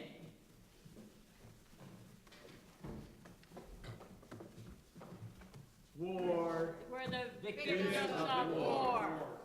War turns us into orphans. War turns us into widows. War made us bury our sons before our sons could bury us. We're the unknown collateral damage of Come on, you've got to be kidding. We can't be world leader without fighting wars. Turning swords into plowshares is not an option. You've got to man up. No, Alexander, you've got to man down. Put the pistol away. I welcome a bullet from you as eagerly as Socrates welcomed hemlock. Only foolish philosophers like Socrates die for liberty. Liberty is for losers. Have you forgotten? Socrates lives for the ages. His accusers are buried in obscurity. Our nation holds a unique place and role in human history. only if we wish freedom well everywhere, but fight only to defend our own. Madison, our policy has to be force if we're to be an exceptional nation. You've turned history on its head. Did you sleep through the 3 plagues? Force is the signature of every empire. Have you forgotten the word you uttered as King William the Conqueror? Narcissism blinds you. How can we have answers for the world if we don't have answers for ourselves? I see in you with alarm what I saw in William the Conqueror, Edward, and Henry V. They're my heroes. I was born to be them. Men of action don't duel with words. Great questions are settled with iron and blood. Power grows out of the barrel of a gun. Some quarrels can only be settled on the field of honor. Alexander, do as Martha says. Put your pistol away. And disarm yourself of these dangerous ideas. Otherwise, you will be ridiculed as the poster boy for American royalism and bellicosity. I did not win the War of Independence to create an empire. We don't dwell on the sewers and gutters of empire like the kings and queens we saw in the plays. A man is never so innocently occupied as when he is making money. Peace will make us rich beyond our wildest dreams. A century from now, our economy will have raced past the economies of all empires. That will be truly exceptional. Congress will be the strongest legislature in history. President shall take a back seat to congressional government, which shall be the envy of all who cherish liberty. That will be truly exceptional. After that, I win and you lose. America will replace Britain as world leader. Our political parties will ignore the Constitution and embrace my elected monarch. Congress will rubber stamp endless presidential wars. I will be celebrated in Broadway music. Good for God.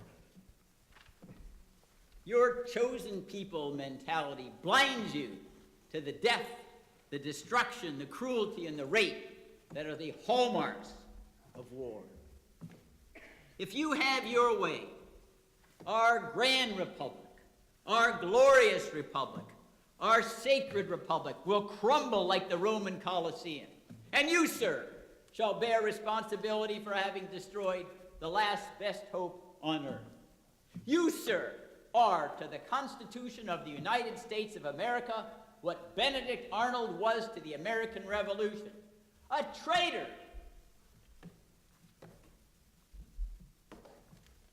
And now, ladies and gentlemen, it remains to us, we the people of the United States, to set a standard to which the wise and honest may repair, to nobly save rather than meanly lose our republic. It remains to us to leave a legacy, so when historians 1,000 years from now write the history of the United States, it will still be said, this was its most glorious, this was its most glittering, this was its most cherished hour. This land is your land, this land is my land, from California to the New York Islands, from the Redwood Forest to the Gulf Stream waters. This land was made for you and me. This land is your land, this land is my land, from California to the New York Islands, from the Redwood Forest to the Gulf Stream waters. This land was made for you and me.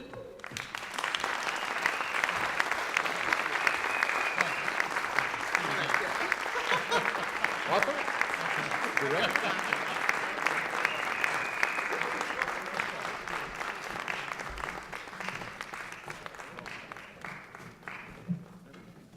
So we're going to take a few minutes and take some questions. If our board members can come up and join us, and our other Defender of Liberty Award winners. Do we have a question? Here's one. Go ahead. Oh.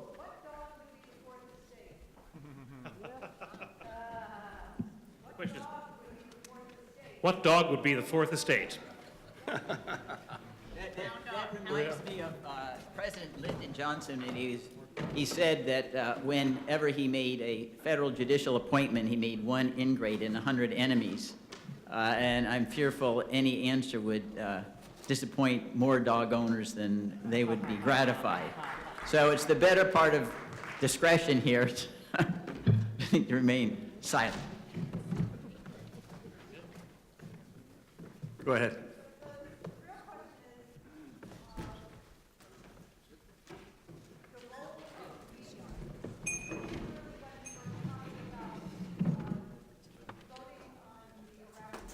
Right.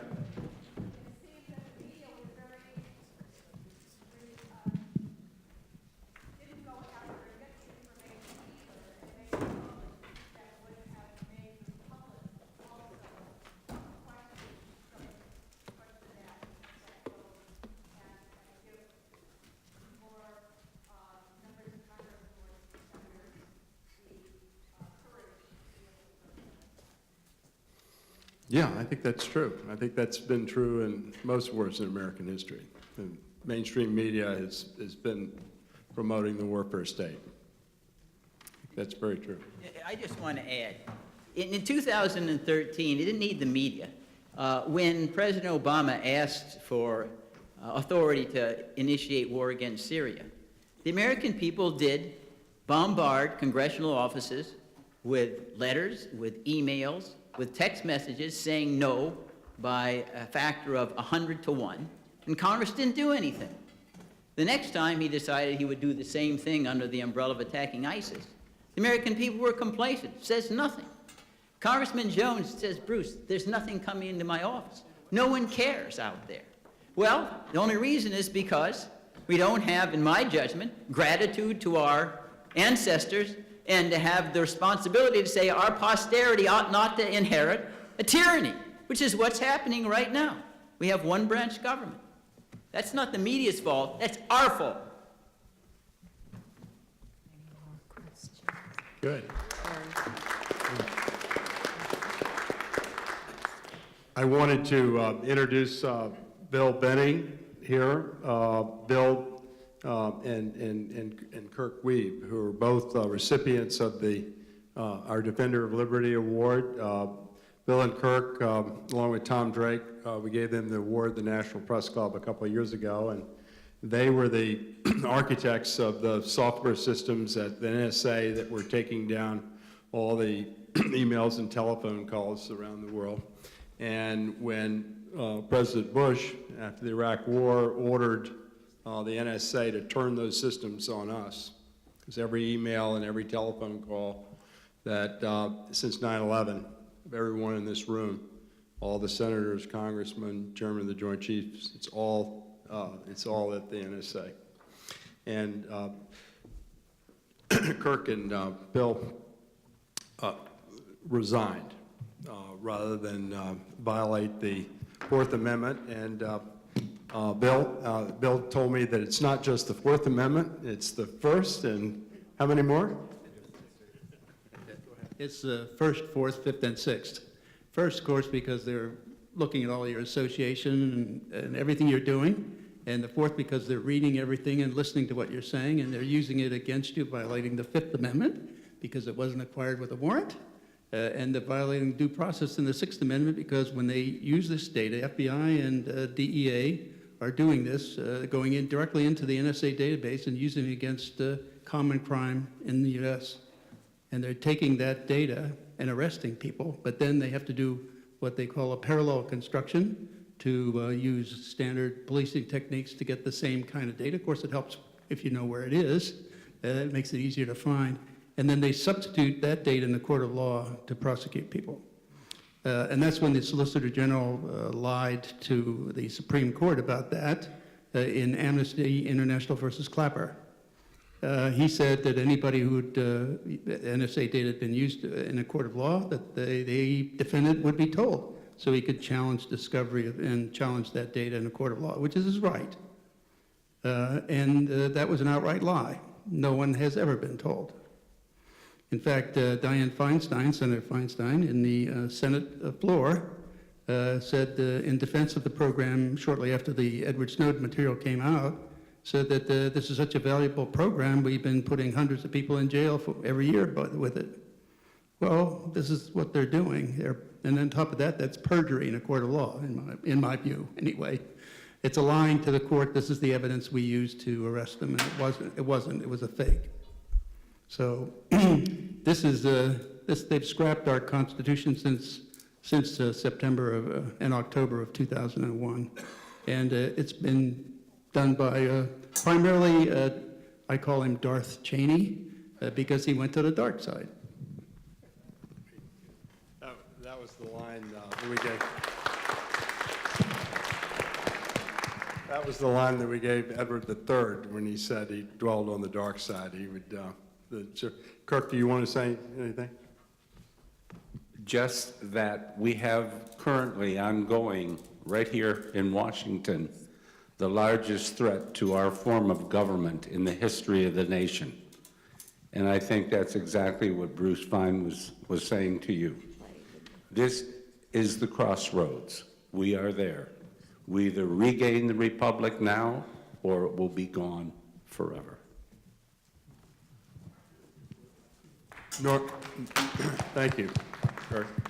Norman Birnbaum is our other Defender of Liberty Award winner. Norman, would you like to say something? Well, I'd like to ask a question of you, John. Okay. Most political, historical,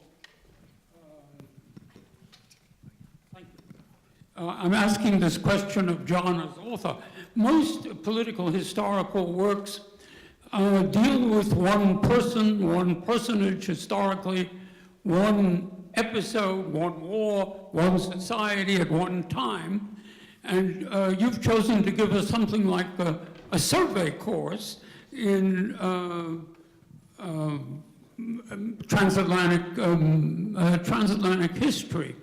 What would you do if you were asked to write a play, another play, on one personage only, or one war, like Bert Brecht picked the 30 Years' War for his masterpiece, Mother Courage? What would you do?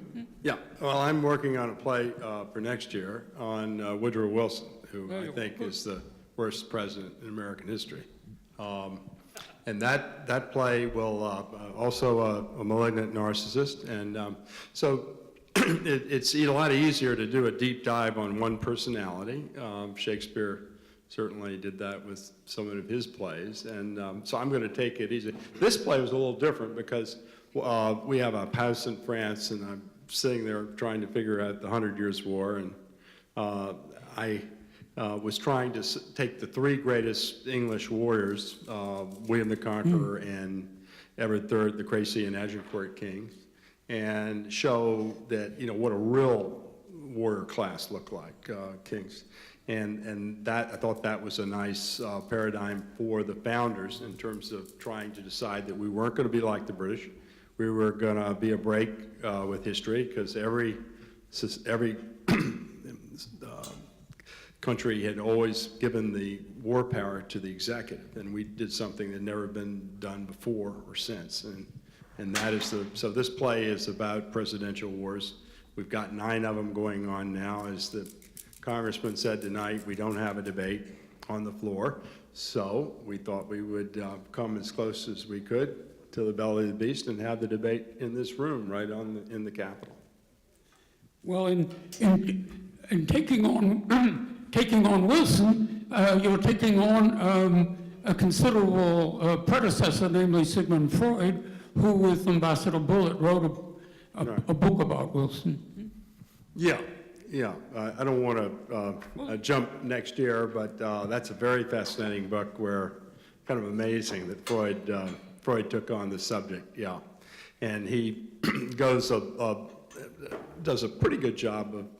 doesn't get the whole depth of the malignancy of the narcissism, but that'll be next year. But I did a play last year called Arguing with God, and that was about where our Old Testament foreign policy comes from, because we have two books. We have the New and the Old Testament, and it finally occurred to me that why do we have two books that have such different religious concepts? And Mark Twain said the Old Testament is what God looked like before he got religion, and the New Testament is what he looked like after he got religion. And I think the answer I've come to is that we can be Christians when we're at peace and we want to go to war. We've got Yahweh. Where is Yahweh? You see, Yahweh is up here, Travis Brown. So we have an Old Testament foreign policy, and we're 5 generations into that, and that provides the foundation for 3 generations of presidential wars. That's the foundation it sits on. Bob.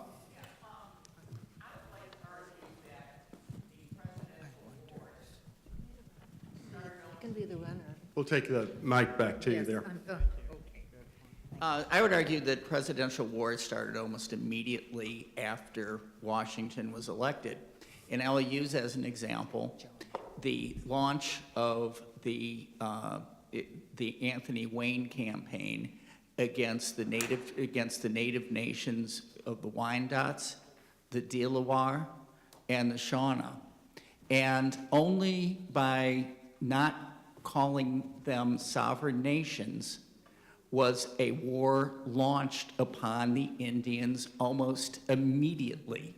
So I think this myth of the presidential war being something of the 20th century is greatly overstated. And I would go on to say that the Native American wars that continued into the 19th century that were fought were also fought without congressional approval. So I would just argue that the presidential war has been there as long as we've had a constitution. Yeah, well, I think the observation depends upon whether or not you think under international law there was any legal significance with the idea of conquest. Because I think under your observation, we're still at war with the Indian tribes today, because if you're accepting that they were here first, which they were, that they're still entitled, they're independent nations. You know, they've never capitulated their sovereignty to the United States. And so it basically destroys the whole idea of what is war and what is not. It's saying anytime you have a minority that's been ousted from power, you're at war. Now, you could have that conversation, but it's very difficult during the customary lexicon of describing war.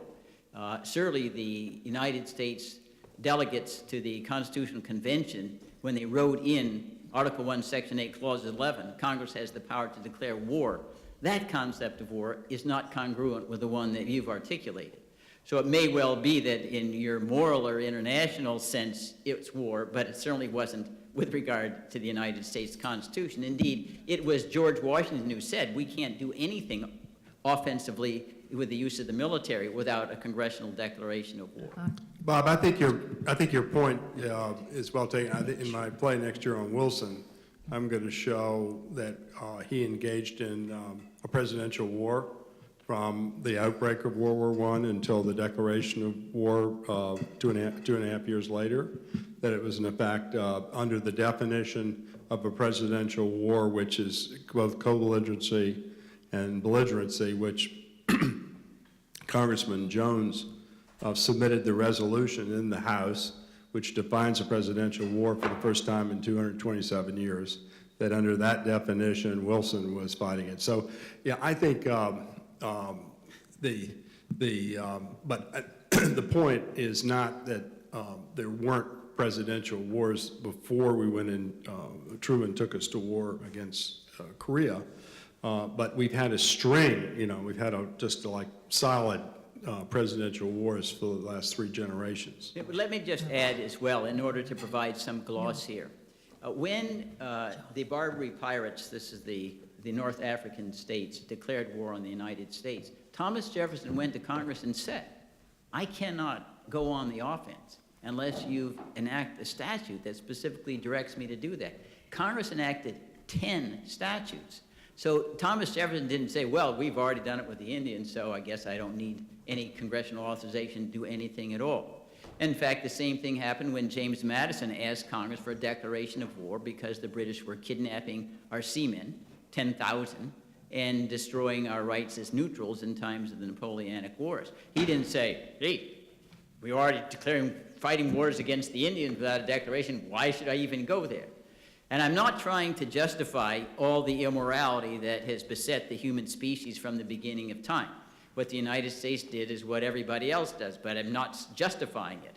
Christopher Columbus came here, and I suppose Spain was declaring war also on the Indians. Just trying to get a concept of what the framers thought their Constitution was about. Natural Halpern, right here. Okay, thanks. Bill Binney, the VIPS memo that you wrote regarding the supposed Russian breach that was actually a leak and not a hack, and now the media, as that lady pointed out, is using this whole Russia did it as this whole buildup. Can you say more, and do you think that that's going to basically go to war at some point? We're good. Well, it's kind of hard to address people who don't produce any facts that you can examine. So it's hard to deal with them because they're all dealing fundamentally in emotion. They have an agenda, and they have, you know, it's just their suspicions that they're basing it on. They don't have any facts. The only facts we could find all pointed to a local download inside the United States and the Eastern time zone. So even the supposed insertion of Russian in there or Cyrillic came from a template and so on. So you could see that this was faked. Okay. So the only thing that we found that was that we could really chew on is substantive. Had to deal with the 5th of July of 2016, the download of the data supposedly from the DNC. And that had timestamps on it so we can calculate the data rates and the data transferred and all of that. And it came down in two separate segments, about 40 seconds apiece, a total of 87 seconds. And it was 1,976 megabytes. That's 8 bits per byte. And so that turned out, that's about 16 gigabits of data. And if you try to transfer that across the Atlantic, it just won't make it. That's some of our, so the other technical people we had were network people, and they said it wouldn't go. You couldn't get it there, so we thought, well, we'd try it. So we did. We had, the best we could do was from a data center in New Jersey to a data center in the UK. And that, we got 12 megabytes per second. That's bytes, not bits. You know, bits and bytes are little, 8 bits to the byte. 1 character is a byte. So that's about 1/4 to 1/8. If you add all the housekeeping that goes with it, it even almost doubles the amount of data you're sending. So it's about 1/8 to 1/4 to 1/8 the capacity you need to send that data in that time frame. So, and when we looked at it, NSA, of course, has all the wiretaps across the entire United States, mostly targeted against U.S. citizens, not foreigners, like they say. And they have over 100 with the Fairview program, the Storm Brew program, and the Blarney program. It's about 100 taps in the United States, and they've got hundreds of traceroute programs in all the switches, so they're watching each and every one of the packets go around. So if you do deep packet inspection, you know exactly where it came from and where it's going to. So they've got all this data, and they're not saying a thing. Why? Because it didn't go across the network. That's the problem, you see. So you're saying, to translate that, you're saying it was not a hack, it was a leak. Yeah, it was a leak from the insider, somebody who had access to the high-speed network. And in fact, the 2-segment download for 16 gigabits, see, in that time frame, summer of last year, 2016, I was buying thumb drives, 16 gigabit thumb drives were on the market then. So, but if you want to download 16 gigabits, you don't do it on one 16 gigabit drive, you do it on 2. Because that way you'll guarantee to get all the data, otherwise you might lose some. So the first segment I was asserting was the first thumb drive in, then they pulled that one out, put the next thumb drive in, tried to find out where they left off, then downloaded the second thumb drive. That's why the time gap. Now, Bill, you told me today, I didn't know this, that you've been invited on Hannity and Tucker Carlson, and Trump watches Right of Center Media, and he saw you on there, and he asked the CIA director, Dr. Pompeo. Yeah. Pompeo, to meet with you. He did, yeah. And tell us what happened. I thought I would be the last person on earth he would ask to meet with, but no, he did. So I met with him on the 24th of October, and it was to discuss Russiagate and what were the facts. He opened up by saying, the president said I should talk to you to get some facts about the Russiagate issues. So I thought that was a good start, you know? So I told him everything I knew and everything that we were working in the VIPs. We had about 6 VIPs, Kirk and I, Gray McGovern, Skip Holden, and a couple other people, some in the UK, 2 guys in the UK. And I told them everything we were doing, and they couldn't tell me what they knew simply because I didn't have a clearance, okay? So I understood that. So it was all me talking, except they would ask questions. How did you know the speed and all this? And how can you go? Well, everything that goes across the net is time-stamped. So all that data is time-stamped, and so you can back calculate everything. So, and you know, that was pretty much it. And they also said, well, you know, what if they can't come out and show you the data because it's classified? I said, well, that's certainly not what JFK did when the Cuban Missile Crisis came along. We saw the pictures of the missiles. Right. No pictures. And that was talent keyhole, TK material. That was classified. So this is a story that is going to be getting more attention as more comes out. Do we have any more? I do. Could I just answer on the question, John, because this is very important. In an era of cyber security, cyberspace, with all of this stuff secret, the president, given the current lack of any congressional oversight or exercise, he can make up anything. It shows you how elusive this is. You don't have Congress making this decision. The president says, oh, somebody from some country, he tried to destroy our grid, do an XYZ, I can't tell you about it, it's all classified, I'm going to war here, press a button, we're at nuclear war. And we're totally out of that chain. It's our country, and we have one person now institutionalized, ready and able to lie without any disclosure to anybody? That's how frightening it is right now. We have a question right here. And 2 more right here. Right. Go ahead. Dave McKay here. Just a couple points. Does anyone pine for the simpler days of mutual assured destruction with the Soviet Union?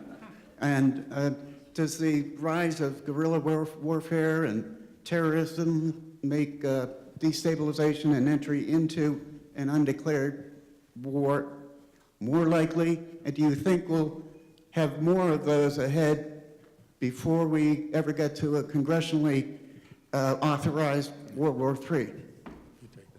Yeah. Well, right now, without public demand, Congress will do nothing.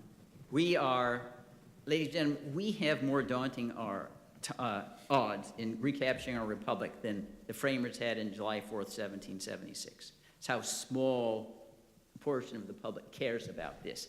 With regard, you have an excellent point about, well, what about during the Cuban Missile Crisis, mutual assured destruction?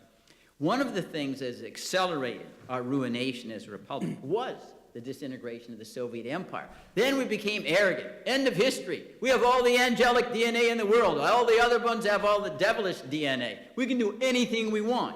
And that accelerated this one-branch government to try to control the whole world. Whereas at least before we had at least some discipline. Now there's none whatsoever. Zero. It shows you the irony of having the Cold War end. It just meant that, all right, now we're going to do really stupid stuff and we will then become a tyranny without the Russians firing a shot. Self-imposed. We got a question right here. Oh, sure. I just had a quick follow-up. With so much partisan polarization on the Hill, do you foresee the will to get this done? Well, we all right. So tonight we gave the Defender of Liberty Award for the first time to a congressman.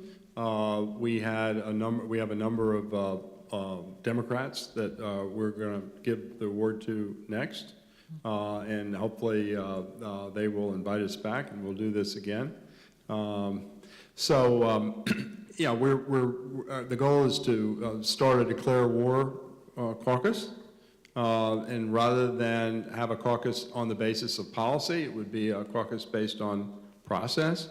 And even if you were McCain or Lindsey Graham and you are a militarist and you want to keep doing all this stuff, you would still want to exercise your constitutional responsibility and have the debate on the floor. And we feel, for the reasons in the play tonight, we have the debate, we win.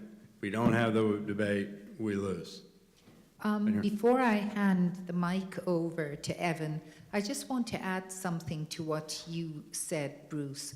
And that is, you know, as an immigrant woman from Central Asia, my mother said as soon as, you know, the Soviet Union was sort of destroyed, and please remember, we had lived under Soviet totalitarianism, we had lived under military rule, and we'd lived under fascism. So I've seen totalitarianism from every extreme that you can think of in the modern world.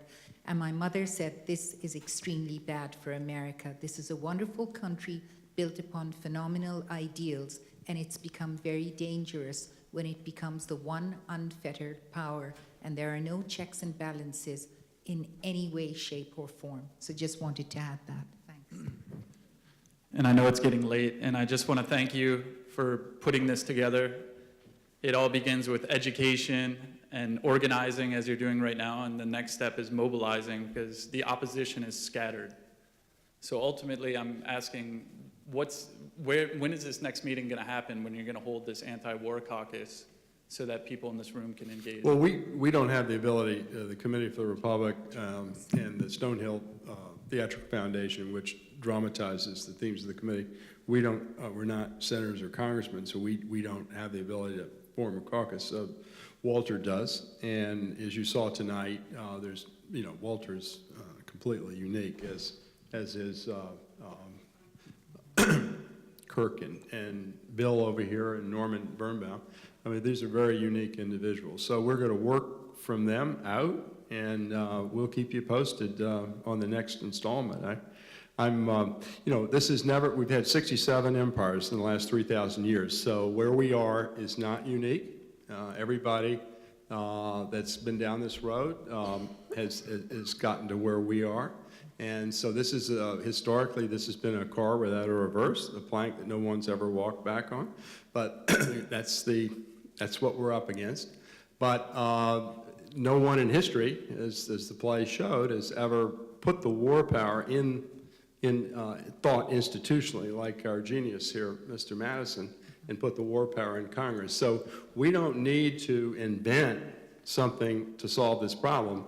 All we need to do is get our foreign policy to operate legally inside the boundaries of the Constitution and honor Section 1, Article 1, Section 8, Clause 11. Right here. John, this young man is a Germany. visiting student from Germany, so it's very interesting that he has an opinion on your play.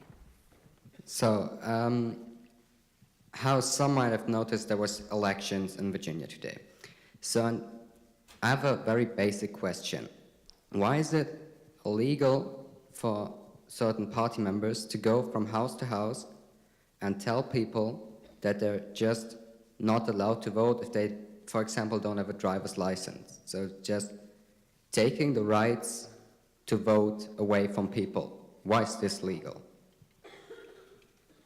Well, you've postulated facts that are unknown to me. You're saying that you have proof that there are persons would go to a household and say, if you vote without a driver's license, we'll criminally prosecute you. It seems unusual.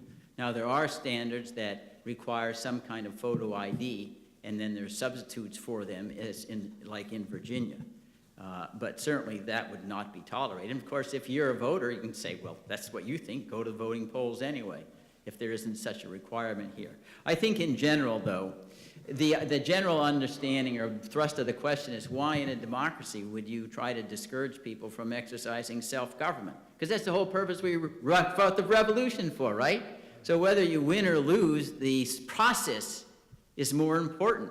So you want to encourage everybody who's an American to get out and vote. Then they've got a stake in the exercise. And it does seem to me mindless, you know, to try to narrow the voting populace rather than enlarge it. And if you think you have better ideas, educate them. Don't censor. Yeah, we'll follow up later on that. Is anybody else here? We've got to shut down here. Oh, we got one question. Question here. Oh. Unfettered mother said it's unfettered power. Power, well, what I think we have as a president is unfettered imbalance. Right. We call him a lot of things. Unlimited is the word we use in the play. Or Anyway, but that's all. Okay.